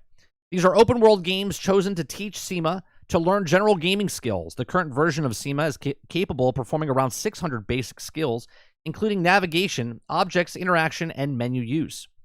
As a player of No Man's Sky, I'm very intrigued by the possibilities of anyone that has played the game knows the resource gathering and construction of the tedious process, and telling an AI player to go out and find oxygen or build a base would really help to reduce the grinding aspects of it. I prefer exploration and things like dogfights or more traversing landscapes to find X in order to craft Y to build Z. SEMA would really help with that. I really like playing survival games where I get to grind for things, but I don't really like the survival part or the grinding part. But I really do like the survival games that I go out and find things, but I don't want to find the actual things. What? I'm confused. Let me continue. The early results look promising. Google says its trained SEMA agent performed almost as well as an unseen game as an agent specifically trained for it. That is key, as such an agent is also useful for real gamers. A typical game playthrough lasts 10 to hundreds of hours. An AI companion needed to playable from opening scenes, otherwise players just won't bother. So let me get this straight. Let's just say this is in games now, right? Now I turn on my game and I just log in and I turn my Xbox on, I turn my PC on, I want to go play some No Man's Sky. I say, hey SEMA, can you go get oxygen for me? And they're like, okay, let me go do that for you. And then it goes off. And then I go to sleep. I go do my day. I come back and I'm like, hey, what you got for me, SEMA? And SEMA's like, yeah, here you go. Here's a gajillion things. And then I can just do what I want. You didn't even play the game. Wouldn't it be just simpler?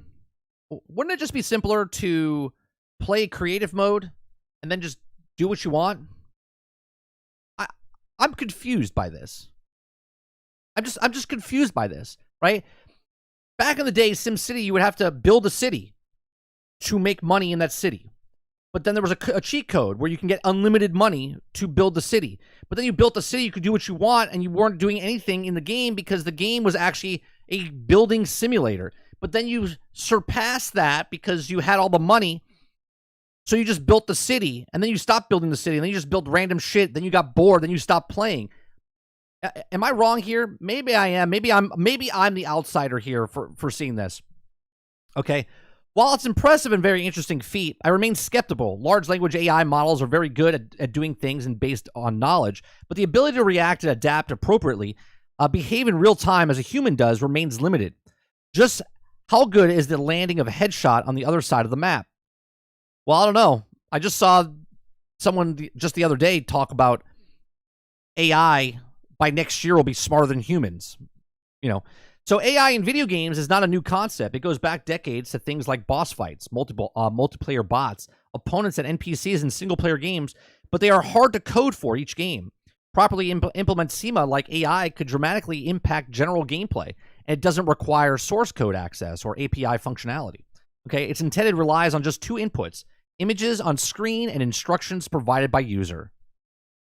Man, that sounds like Google's getting their hands in the gameplay, not as a companion for people to play the game, more than the developers can just make stuff happen without actually coding it. This sounds like a lot of people losing their jobs. Looks like Diablo is saved. Okay? Google emphasizes that the research is still in early phases, as learns that more games are expected to become more versatile and adaptable. Could your next co-op companion be AI? Is it actually useful at that? I look forward to seeing how technology develops and how it might impact the future on multiplayer games. Well, that's very interesting. I mean, again, as I speak about this and go, I play games for a reason. Because I want to play games. I want to get away from stuff. Now, obviously, Robert Jones in chat says, to be fair, grind sometimes is too high. Sure. But at that point, you have a choice of if you want to grind or not grind. At that point, if you don't want to grind, but you have an AI slave to go do it for you, then maybe you're not really interested in that game anymore. You see what I'm saying? Like, if you don't want to grind anymore, then you're probably at your peak's end with that game. You're like, I don't really want to do this anymore. It's not fun anymore. So you stop playing. So now you're going to play the game continuously more because your AI is now doing all the work for you. And then you just get to come back and play. Maybe it's just time to go play a different game. I don't know. These are just my thoughts. Let me know yours in the comments section down below. What do you think of this generative AI that Google's developing to play games with you or for you? All right. With the patents that Sony has in the past that we've read and things like this, and where AI technology is going with ChatGPT and artwork and video games and all this other stuff, where do you stand on this stuff? Let me know in the comment section down below. Please make sure you share, like, subscribe. And if you like what we do here, check out some of our other videos. Thanks for watching.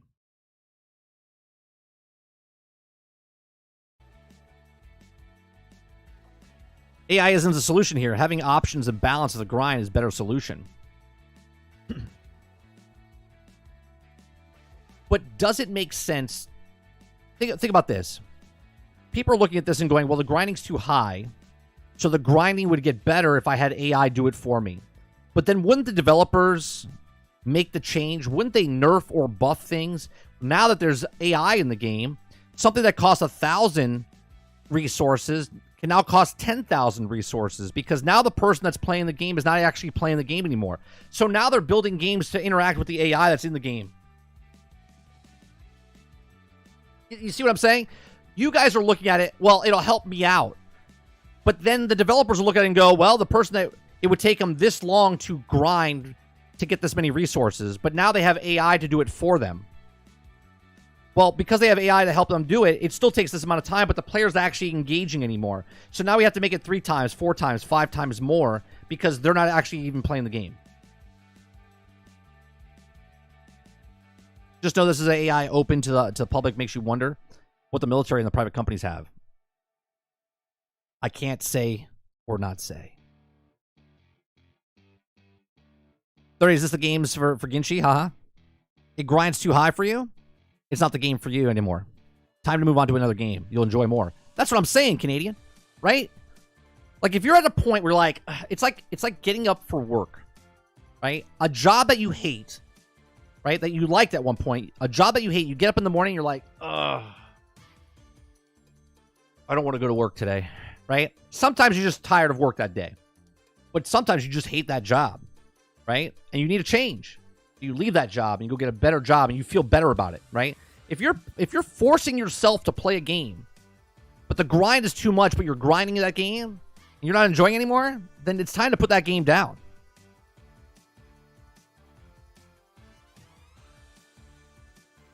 But some games kick you or ban you for AFK farming. Now they want to include it. Dumb. I play grindy games because I like doing it. That's my point for it, right? People that like doing it, play it. People that don't, this is like their savior. It could be useful for single-player games. Like a certain difficulty, AI just cheats. Where do you hold it to stop it? You know, Jones? right? Like you're saying single player games, but obviously they'll put it in multiplayer games as well. I mean, think about it. Think about it. There's really no difference that what Pal World's doing right now, right? Now, obviously, it's an AI, but it's coded. Hey, go chop down this tree. Hey, go do this. Like, you walk up to the thing, and you tell them. Like, you're not speaking it. You're telling them. You point your cursor at the tree and say, chop this tree down. And they go, okay, and they chop the tree down. Okay? That's a multiplayer game. It's a single player, but multiplayer game.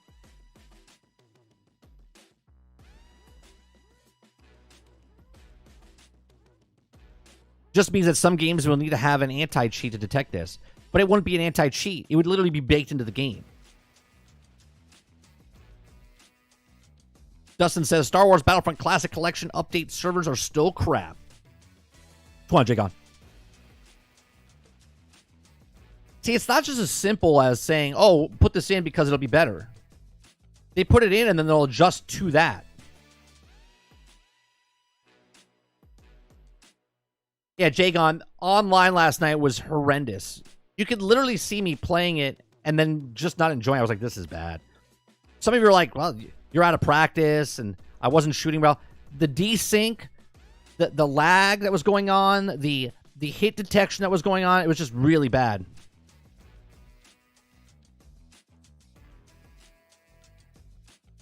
They're combining cheating by just making it allowed. Yeah. Which, I'm okay, but at that point, if something's playing the game for me, then why am I playing the game? You know? It's like in old days, you know where you could pick a fighting game? You move your controller from one side or the other, right? You're like, I'm going to be on this team, I'm going to be on that team, right? Or I'm going to be on this fighter, and pick your fight. Or you don't pick anybody. And then the AI just fights itself, and you just watch it like a television thing, right? At that point, I'm not even playing the game anymore. I'm still enjoying it because I want to see like who's gonna win, type of thing. But you're not actually playing the game anymore.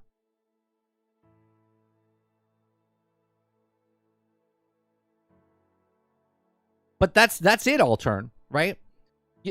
Where do they draw the line of what they can do? If Google makes this AI, and then the AI can do it, and someone finds out, well, I can put this inside this game, and then it absolutely just learns, or does, at that point, it's like, the companies would look at it and go, well, how many people are playing our game?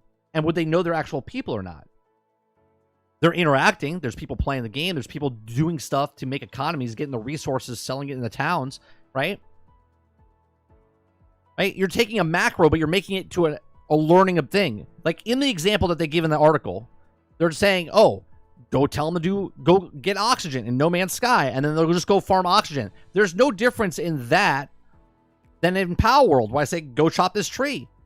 Click the marker, go get this, right? The same thing.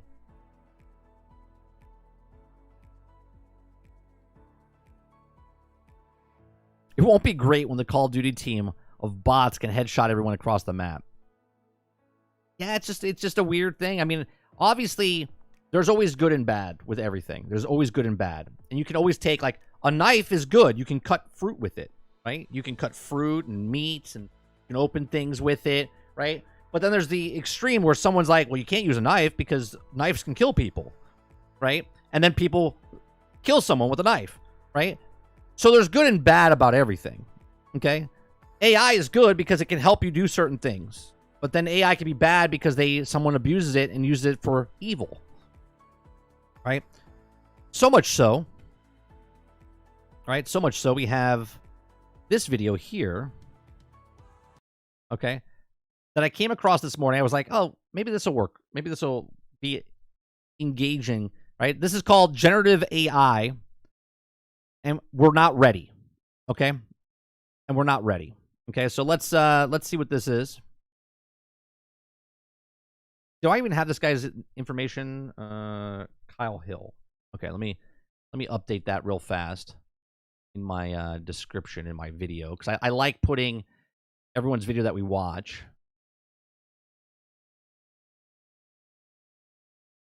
What's the name? Kyle Hill. 2.13 million people. Crazy. Okay. All right, here we go.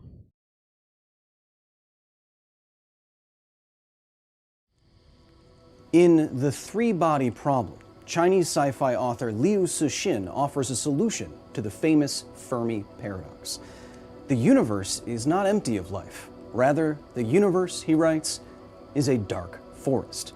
There is life throughout it, but it's both hidden and hostile. Why? Because any intelligent life... This guy looks like Jason Momoa. Younger brother. ...foolish enough to broadcast its presence to the cosmos... I'm just jealous of his hair, really. ...is immediately preyed upon by other, more advanced civilizations. And so the Fermi paradox isn't one. Life is out there, but it's intentionally silent. As sci-fi as the theory sounds, you're more familiar with the idea than you think. Every day, we live more and more of our lives on the internet, in the digital. And every day, that space is flooding more and more with bots, advertisers. Right, the bots are rampant, right? Now, I don't even know if you guys are real. I might be talking to a whole bunch of bots. If you're a bot, let me know in chat. Trolls, data scrapers, clickbait, influencers, and mindless social media mobs looking for today's main character. The internet feels steadily more lifeless, but that's because, like those alien civilizations, the real human users are hiding in private apps, servers, and RSS feeds, lest they be beset by these digital predators. This is Yancey Strickler's dark forest theory of the internet, something to explain the declining realness of the web. And I know you feel it. It's hard not to when most... It's because I know. I know, alien. I know. I know what a bot is and what a bot isn't. That's what a bot would say. Most photos are shopped. Influence is bought. Engagement is a meaningless number, and every article reads worse than a high schooler's first essay. Unfortunately, with the now unstoppable spread of generative AI... It's been too many years, I'll turn. I'm not judging anybody with hair. The forest is about to get a lot darker. Big T says, I'm not a bot. Hashtag insert witty joke string. And a lot more dangerous. When you and I last spoke about generative AI, or AI that can generate new text, images, videos, sounds from training data, I was merely speculating on how this new technology might change your digital life. But you know it already is. 100%. 100% it is, right? You can see, and this is why I've been like this for years though, right? I don't trust, it's not that I don't trust anything, but I don't 100% go in and go, oh, that's what he said, that's real. What that person said that's fact, right? And that's the problem. That's the problem. We're going to watch another video after this. Don't you? When's the last time you clicked on anything, What's your vector, Victor? believed any headline or any social Great movie, by the way. media post, not wanting to go through the time and effort to check whether or not it's ground truth, whether or not it has the right context, whether or not it's made by an actual person? How could you not feel overwhelmed in an increasingly lifeless and dangerous internet? The dark forest internet and generative AI is probably why you've retreated to the places you still get provably human interactions with people you might even know. Private spaces. Is he in front of a chimney? No, he's just in a room of just darkness. He's doing it on purpose. It's thematic, I'll turn, because he's talking about the dark forest. So he's in a dark place.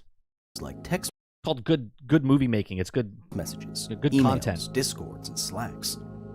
There have always been advantages to these more curated spaces, of course, but as cultural anthropologist Maggie Appleton points out, generative AI and large language models like ChatGPT Mo says less is more PlayStation.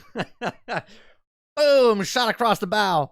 Are going to force us further into our digital bunkers and impenetrable silos, echoey though they may be, because the dark forest internet is exponentially expanding. Exponentially. I love that word. I love that word.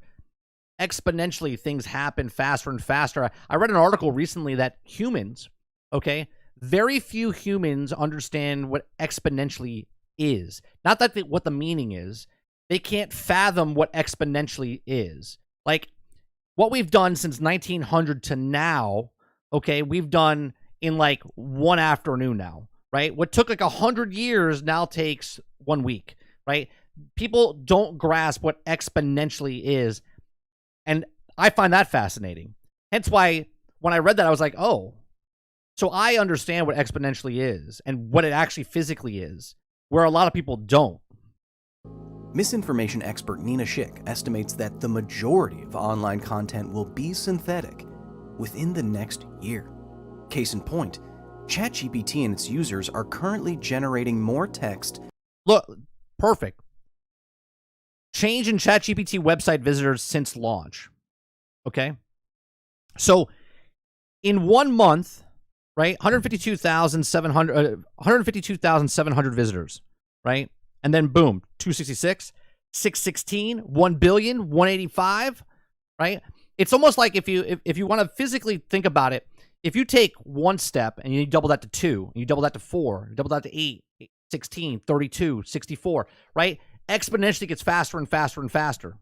Than has ever appeared in every physical book ever written every 2 weeks. So by now, language models have turned into lots of very easy-to-use products, right? You don't really need any technical skills to use them. So these are a bunch of like very popular copywriting apps that are out there in the world. Here's just one of the examples of what's coming from Appleton's talk, The Expanding Dark Forest and Generative AI, the reason I'm making this video. Imagine that some political lobbyists spin up 1,000 decently intelligent AIs that can generate text and video, and then they tell each of them to go be influencers. That's pretty scary. That's not happening now. There's no way that's happening now. Bots then... Is there? Like that meme when Anakin's talking to Padme? Instantaneously make accounts on most social media platforms. They generate their own websites. They publish independent books. With synthesized voices, they make mini documentaries on YouTube. They host each other on podcasts. Individually, they all appear to make a reasonable human amount of content, but taken together, these human lobbyists have created an automated content ring of lifeless engagement at a scope and scale that would take any one human a lifetime to create and curate. This is all possible with the technology that we have right now. Yeah. And it appeared almost out of nowhere in just a few months. Well, not true. It feels like in a few months, but it was behind the scenes first. And when, think about this, right? Think about this. Game testers, when you're in-house testing a game, they can only hire 10 people. And those 10 people can only find so many things, right? So instead they release an early access or a beta to put it out there, or they fully release a game and then fix the bugs because now there's thousands and millions of people playing the game. Hence the same thing with Elon Musk with Tesla. Tesla, when it first came out in the market, okay, there was only a couple cars on the road, right? But Tesla's not really a car company, it's an AI company. And to map out the roads in front of them, if you only have one person driving one car in one city, it's going to take a really long time to map out the United States or that state that you're in with one car. But if you sell that car, okay, and people are paying you money for that car, instead of hiring people to drive the cars that you have for your company, now you have people paying money to drive the cars, okay, to then get more data, okay, where if I tell you, here's a camera, here's a microphone, I want you to walk around and record everything, you're going to go fuck yourself. But if I let you go buy a $1,200 device that has a camera and a phone, and a phone, a GPS, a camera, a microphone, you pay the money, you walk around every single day, it hears everything, it walks everywhere, it does everything, it maps out stuff. It's much easier that way. But the point is that this is incredibly easy to do at this point with no technical skills. Appleton's example isn't just hypothetical. Companies are doing this right now. We pulled off a CEO heist that stole 3.6 million total traffic from competitor. We got 489,000 traffic in October alone. In the November of 2023, Elon Musk's mistake user Jake Ward tweeted this: "We pulled off an SEO heist that stole 3.6 million total traffic from a competitor." AI allowed Ward to quickly and easily export a competitor's sitemap, turn their list of URLs into article titles, and then, in a matter of just hours, create 1,800 articles from those titles that directed web traffic away from that competitor. Now imagine this kind of strategy for every single corner of the internet. Every business, that would be crazy. Chatbot, every influencer pulled off faster and more efficiently than any human could even conceptualize. Pretty soon the internet will just be bots watching bots, reacting to bots. This is what's coming. With a sprinkling of humans inside there. The dark forest expands. Just over a year ago, we weren't sure any technology or indeed chatbot could pass the famous Turing test.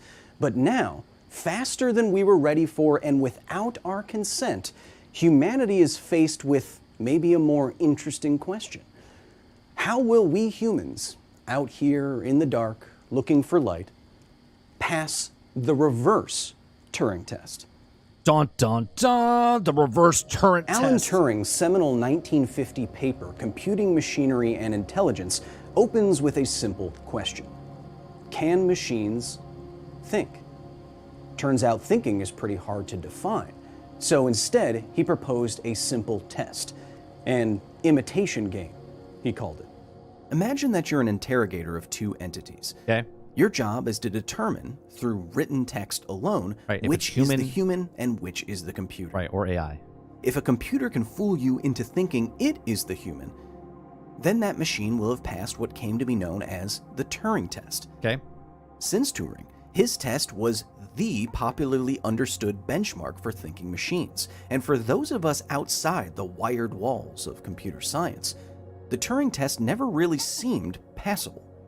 It was like the uncanny valley problem for graphics technology. Computers are always getting closer and closer to rendering believable humans, but you can always tell something is off. Turns out the question is why? Why do we want them to represent us? Why do we want them to look like us? Why do we want this? primate brains naturally selected over millions of years are pretty good at recognizing faces. But everything changed with ChatGPT. Time to reach 100 million users. Months to get 100 million global monthly active users. Google, 78 months. Uber, 70 months. Mail, 61 months. Spotify, 55 months. What is that? Pinterest, 41 months. Instagram, 30 months. TikTok, 9 months. ChatGPT, 2 months. Holy Christ. Suddenly, exponentially, hundreds of millions of people around the world realized that the Turing test had been passed. The large language model, you can learn exactly how it works in another video, now rates higher than human doctors on bedside manner. ChatGPT, OpenAI's latest largest language model, GPT-4, is capable of human-level performance in many professional and academic exams. Scores better than 90%. Look at that graph. Look how slow it goes up, and then it's bright curve, and then boom. Amazing. Of lawyers on the bar, and 99% of graduate students on the GRE. Unsurprisingly, every sector of human endeavor that trades in on human intelligence, which is all of them, is... Here are charts of 20 jobs that GPT-4 can potentially replace along with human traits. Data entry clerk, customer service representative, proofreader, paralegal, bookkeeper, translator, copywriter, market research analyst, social media manager, appointment scheduler, telemarketer, virtual assistants, transcriber, news reporter, travel agent, tutor, technical support analyst, email marketer, content moderator, and recruiter. Is now rushing to incorporate this technology in some way. I've said that because of technology like ChatGPT, everything is about to change. But I don't put game developer in there too. Just mean humans losing their jobs or falling in love with chatbots. I mean that Turing's fundamental assumption in his imitation game, that a human will have to decide what passes for human, is no longer valid in all cases. A reverse Turing test is a modification of the original, where the objective of one or more of the roles has been reversed. As AI proliferates... Waterbear says, are these classes an MMO? into every corner of the Dark Forest internet. Other non-human machines will increasingly be tasked with a reverse imitation game, where language models and other technologies will try to prove that they're human. CAPTCHA is an example of a reverse Turing test. It may soon not be the case, but right now, there's already cases that the AI can figure out the CAPTCHA. Still no system sophisticated enough to reliably read and reproduce distorted images of text. Yet. And so, the CAPTCHA computer decides that any successful deciphering must be done by a human. A test like this is important because without it, you can imagine websites being overrun by spam, scams, and bots. But it seems inevitable now that they will be. The specific phrase that LLMs use to identify themselves as an AI language model has started to show up in Amazon reviews, Yelp reviews, tweets, and LinkedIn posts everywhere, specifically because we don't have the CAPTCHA equivalent protecting those spaces. To these systems, the AI may as well be human. The time is coming, and coming very soon, when we will need CAPTCHA-like systems in place socially, politically, commercially. Have you not seen some of the blue-collar worker jobs, though, Water? They are being replaced by robots. To determine what is actually human-generated content, lest everything you see on... Have you not seen the video of robots making robots? ...online just add to the cacophony of a dead internet. We don't have these systems yet, and if and when we do, they are likely to lag dangerously behind what massively incentivized generative AI will be able to do by that point. Do you really think a platform like Twitter will be able to sort the synthetic from the simian and make the right moves here when it's basically just shit posting its way through the apocalypse? So, how do you tell other humans and thinking machines that you are in fact human? You would have to meet them. You would have to meet the physical person in real life. But even at that point, there's technology and robots that at some point when they put synthetic skin on them, you wouldn't know it's a robot. Like, you can't tell if Mark Zuckerberg is an actual person or Android Wilson is. On a dark forest internet. Maggie Appleton has some practical advice for human signaling online in an age of generative AI. And the first is right here.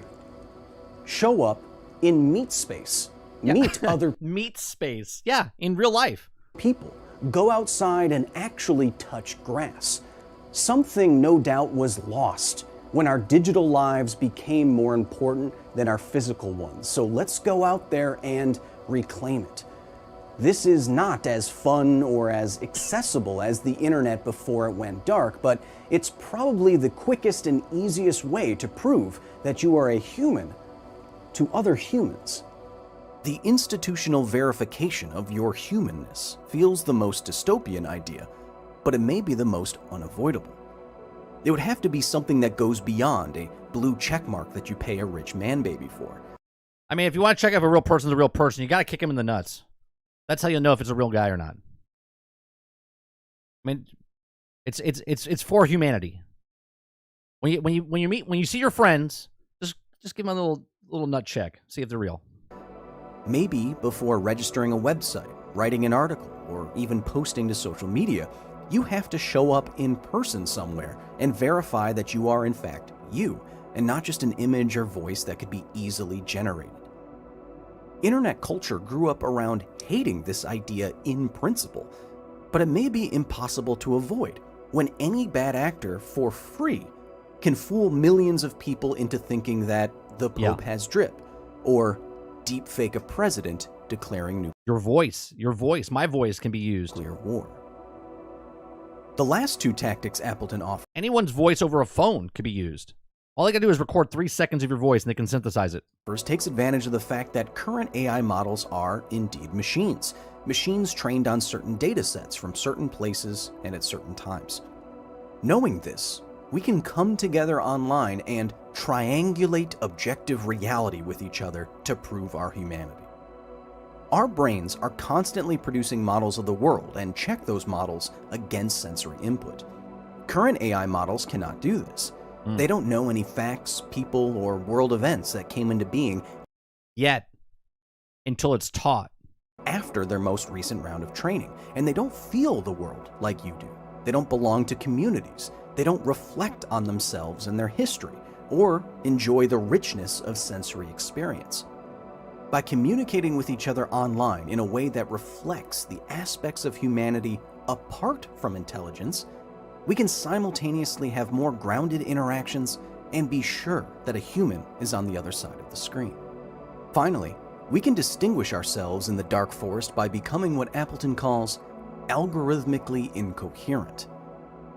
Large language models like ChatGPT only work by sequencing words that are the most... Well, you do more than I do, Akuda. I don't even pick up the phone. ...statistically likely to go together in response to a prompt based on vast amounts of training data. Because of this, these models hedge and generalize. In other words, they basic. This gives real humans an opportunity to reclaim one aspect of internet culture that is still the most fun: creating internet-specific culture. No language model will be able to keep up with the pace of weird internet lingo and memes, Appleton writes. Using jargon, euphemistic emoji, unusual phrases, in-group dialects, and memes of the moment will help signal your humanity. But that'll only work for a certain period of time. Because, again, the AI will start learning exponentially faster, right? There'll be a point where, right now, the AI is learning because there's someone typing in the information. Every time you do a Google search, every time you do something, AI is taking that data and taking it, right? So if there's emojis or unusual phrases or dialect or whatever, the more it does it, the faster it becomes. The faster it becomes, the more it's aware. That's what happens if we're at a point where AI becomes tangible, of like being almost humanoid, right? Humanity. End quote. It's possible that human culture could continue to outpace AI culture, like teenager culture I've seen those, Alien. Yeah, it's crazy. Outpaces their parents. Maybe Riz and Gyat will end up saving something uniquely human online. I wish I was able to end this warning on a happier note. I really do. And make no mistake, I am 100% certain that AI and its proliferation will lead to some amazing outcomes. I think it could provide free, world-class education to every child in the world, and it would just be on their phone. I think if anything is going to find a cure for cancer, it's going to be one of these large, intelligent systems. But for me, it is much easier to think of many more, much more harmful outcomes. Phone scammers using your synthesized 100%. voice to scam your parents. Yep. Thanabot makers who offer to bring back any loved one you wish for the right price. Nudify apps that are already here, by the way, that can make pornography of your 10-year-old daughter from a single photo. We are not ready for what's coming. Yeah, we have no idea what they've unleashed on the humankind. And we need to think about our next steps very carefully, lest we all get lost in the darkness. That's a good video. It's a good video. So go give him a thumbs up. I'm not subscribed, but go hit Kyle Hill a look. If you like that video, maybe you'll like some of his other video. I think, look, I'm not naive about what's going on in the world. Okay, I've worked for some people that do things that I can't talk about, and I've seen things and I understand things. Okay, AI is very cool. It's done very well, but in the wrong hands, people could do things with the AI that you wouldn't want to, as my analogy before with the knife. Okay? So, the last video we're going to watch, okay, now that we've talked about AI, now that we've watched that of AI, and we talked about the things yesterday, okay, I want to watch this video that came out in 1984, okay, by Yuri Bezmevos, okay? This is going around the internet, okay? And this is just more of a information, okay? From 1984, this guy tells us what's going on and how society works. And now think about with Twitter, right? Because this is 1984. None of this that we live in today existed back then. But now listen to this guy talk, and then just kind of think what potentially could be, right? 1939 in a suburb of Moscow. He was the son of a high-ranking Soviet Army officer. He was educated in the elite schools inside the Soviet Union and became an expert in Indian culture and Indian languages. He had an outstanding career with Novosti, which was the, and still is, I should say, the press arm or the press agency of the Soviet Union. It turns out that this is also a front for the KGB. He escaped to the West in 1970 after becoming totally disgusted with the Soviet system, and he did this at great risk to his life. He certainly is one of the world's outstanding experts on the subject of Soviet propaganda and disinformation and active Can I just measures. say, I love old shows. Like, the news back then and the news today are completely different, right? It was just a different time. Well, you spoke several times before about ideological subversion. That is a phrase that I'm afraid some Americans don't fully understand. When the Soviets use the phrase ideological subversion, what do they mean by it? Ideological subversion is the slow process which we call either ideological subversion or active measures, активные мероприятия in the language of the KGB, or psychological warfare. What it basically means is to change the perception of reality of every American to such an extent that despite of the abundance of information, no one is able to come to sensible conclusions in the interests of defending themselves, their families, their community, and their country. So think about that for a second. He's talking about this in 1984, and now think about the internet. You don't know what to believe, what's real, what's fake, what's not, right? It's a great brainwashing process which goes very slow, and it's divided in 4 basic stages. Yeah, Kurt, I watched this many years ago as well. It just prevalent today as it is back when I watched it. I think I watched it in like 2006, right, when I watched it, and now it was from 1984. The first one being demoralization. It takes from 15 to 20 years to demoralize a nation. Why that many years? Because this is the minimum number of years which requires to educate one generation of students in the country of your enemy, exposed to the ideology of the enemy. 30 years. 30 years to get one group of people to think a certain way. In other words, Marxism-Leninism ideology is being pumped into the soft heads of at least 3 generations of American students without being challenged or counterbalanced by the basic values of Americanism, American patriotism. The demoralization process in the United States is basically completed already. For the last 25 years, actually it's overfulfilled because demoralization now reaches such areas where previously not even Comrade Andropov and all his experts would even dream of such a tremendous success. Most of it is done by Americans to Americans, thanks to lack of moral standards. As I mentioned before, that damn thing called morals. Exposure to true information does not matter anymore. A person who was demoralized is unable to assess true information. The facts tell nothing to him. Even if This goes so deep into like what Matrix is, right? You know what I mean? Like we live in a fantasy world type of stuff, right? And again, when I watch these type of things, I'm not trying to preach anybody to what it is. I'm just trying to give you information, and you take with the information that you want that I show, and you make your own thought process. Okay?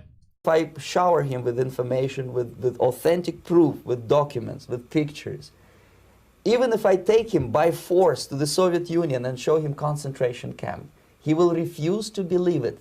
That's right. Until he is going to receive a kick in his fat bottom. When a military boot crashes his balls, then he will understand, but not before that. That's the tragic of the situation of demoralization. The next stage is destabilization. This time, subverter does not care about your ideas and the patterns of your consumption. Whether you eat junk food and get fat and flabby, doesn't matter anymore. In 1984, there wasn't a lot of fat people in America, by the way. This time, and it takes only from 2 to 5 years to destabilize a nation. 2 to 5 years. 2 to 5 years, right? The first one was 30 years. The second one's 2 to 5 years. That's called exponentially. It's what matters is essentials: economy, foreign relations, defense systems. And you can see it quite clearly that in some areas, in such sensitive areas as defense and economy, the influence of Marxist-Leninist ideas in the United States is absolutely fantastic. I could never believe it 14 years ago when I landed in this part of the world that the process will go that fast. The next stage, of course, is crisis. It may take only up to 6 weeks to bring a 6 weeks for crisis. Sounds a little spot on the money, huh? Think about just what happened a couple years ago. Country to the verge of crisis. You can see it in Central America now. And especially across the world, what's happening around the world. If you guys don't pay attention to the news, I won't bring that stuff up here, but after crisis, with a violent change of power, structure, and economy, you have so-called the period of normalization. It may last indefinitely. Normalization is a cynical expression borrowed from Soviet propaganda. When the Soviet tanks moved into Czechoslovakia in '68, Comrade Brezhnev said, "Now the situation in brotherly Czechoslovakia is normalized." So just put in perspective, it's a different time in '84, but now stuff that happens on the internet today, it's normalized, right? And I'm trying to attach this to a lot of stuff that we talk about on this show, right? Video games. Those of you saying that you're not going to play video games on a mobile phone device, right? But yet the people that they're trying to get to do the certain things is that they're going to get people to play on mobile phones, smaller screens, mobile things, not own stuff, not play your, you know what I mean? Then it becomes the condition. I always said the word condition. He's using the word normalize, right? So they're normalizing what it is, right? It takes 30 years to take a certain person to condition them into that certain area for that generation, okay? Well, now you look at your children. They're okay looking at iPads. They're okay looking at cell phones. They're okay. They look at the social media. They look at all this stuff, right? And now it's normalized. Make the problem after the crisis, okay? And then make the solution or sell a solution. This is what will happen in the United States if you allow all these schmucks to bring the country to crisis, to promise people all kind of goodies and the paradise. And you can look this across the board, not just for video games, for politics, for anything else, right? For society, for social media, for all this. Earth, to destabilize your economy, to eliminate the principle of free market competition, and to put a big brother government in Washington, D.C., with benevolent dictators like Walter Mondale, who will promise lots of things, never mind whether the promises are fulfillable or not. Your leftists in United States, all these professors and all these beautiful civil rights defenders, they are instrumental in the process of the subversion only to destabilize the nation.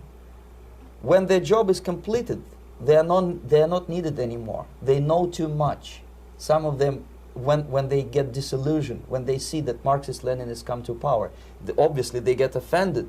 They think that they will come to power. That will never happen, of course. They will be lined up against the wall and shot. But they may turn into the most bitter enemies of Marxist-Leninists when they come to power. And that's what happened in Nicaragua. You remember most of these former Marxist-Leninists were either put to prison or one of them split, and now he's working against Sandinistas.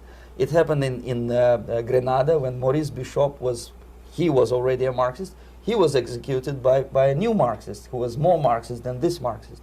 Same happened in Afghanistan when first there was Taraki, he was killed by Amin, then Amin was killed by Babrak Karmal with the help of KGB. Same happened in Bangladesh when Mujibur Rahman, very pro-Soviet leftist, was assassinated by his own Marxist-Leninist military comrades. It's the same pattern everywhere. The time bomb is ticking with every second. The disaster. In that particular, he doesn't talk about how they're going to take the people that are going with it and then take them out, line them up, and whatever. But anyway, the whole point of me bringing that up is that just think for just a second what's happening in just a smaller section of what's happening right now with Sweet Baby Inc.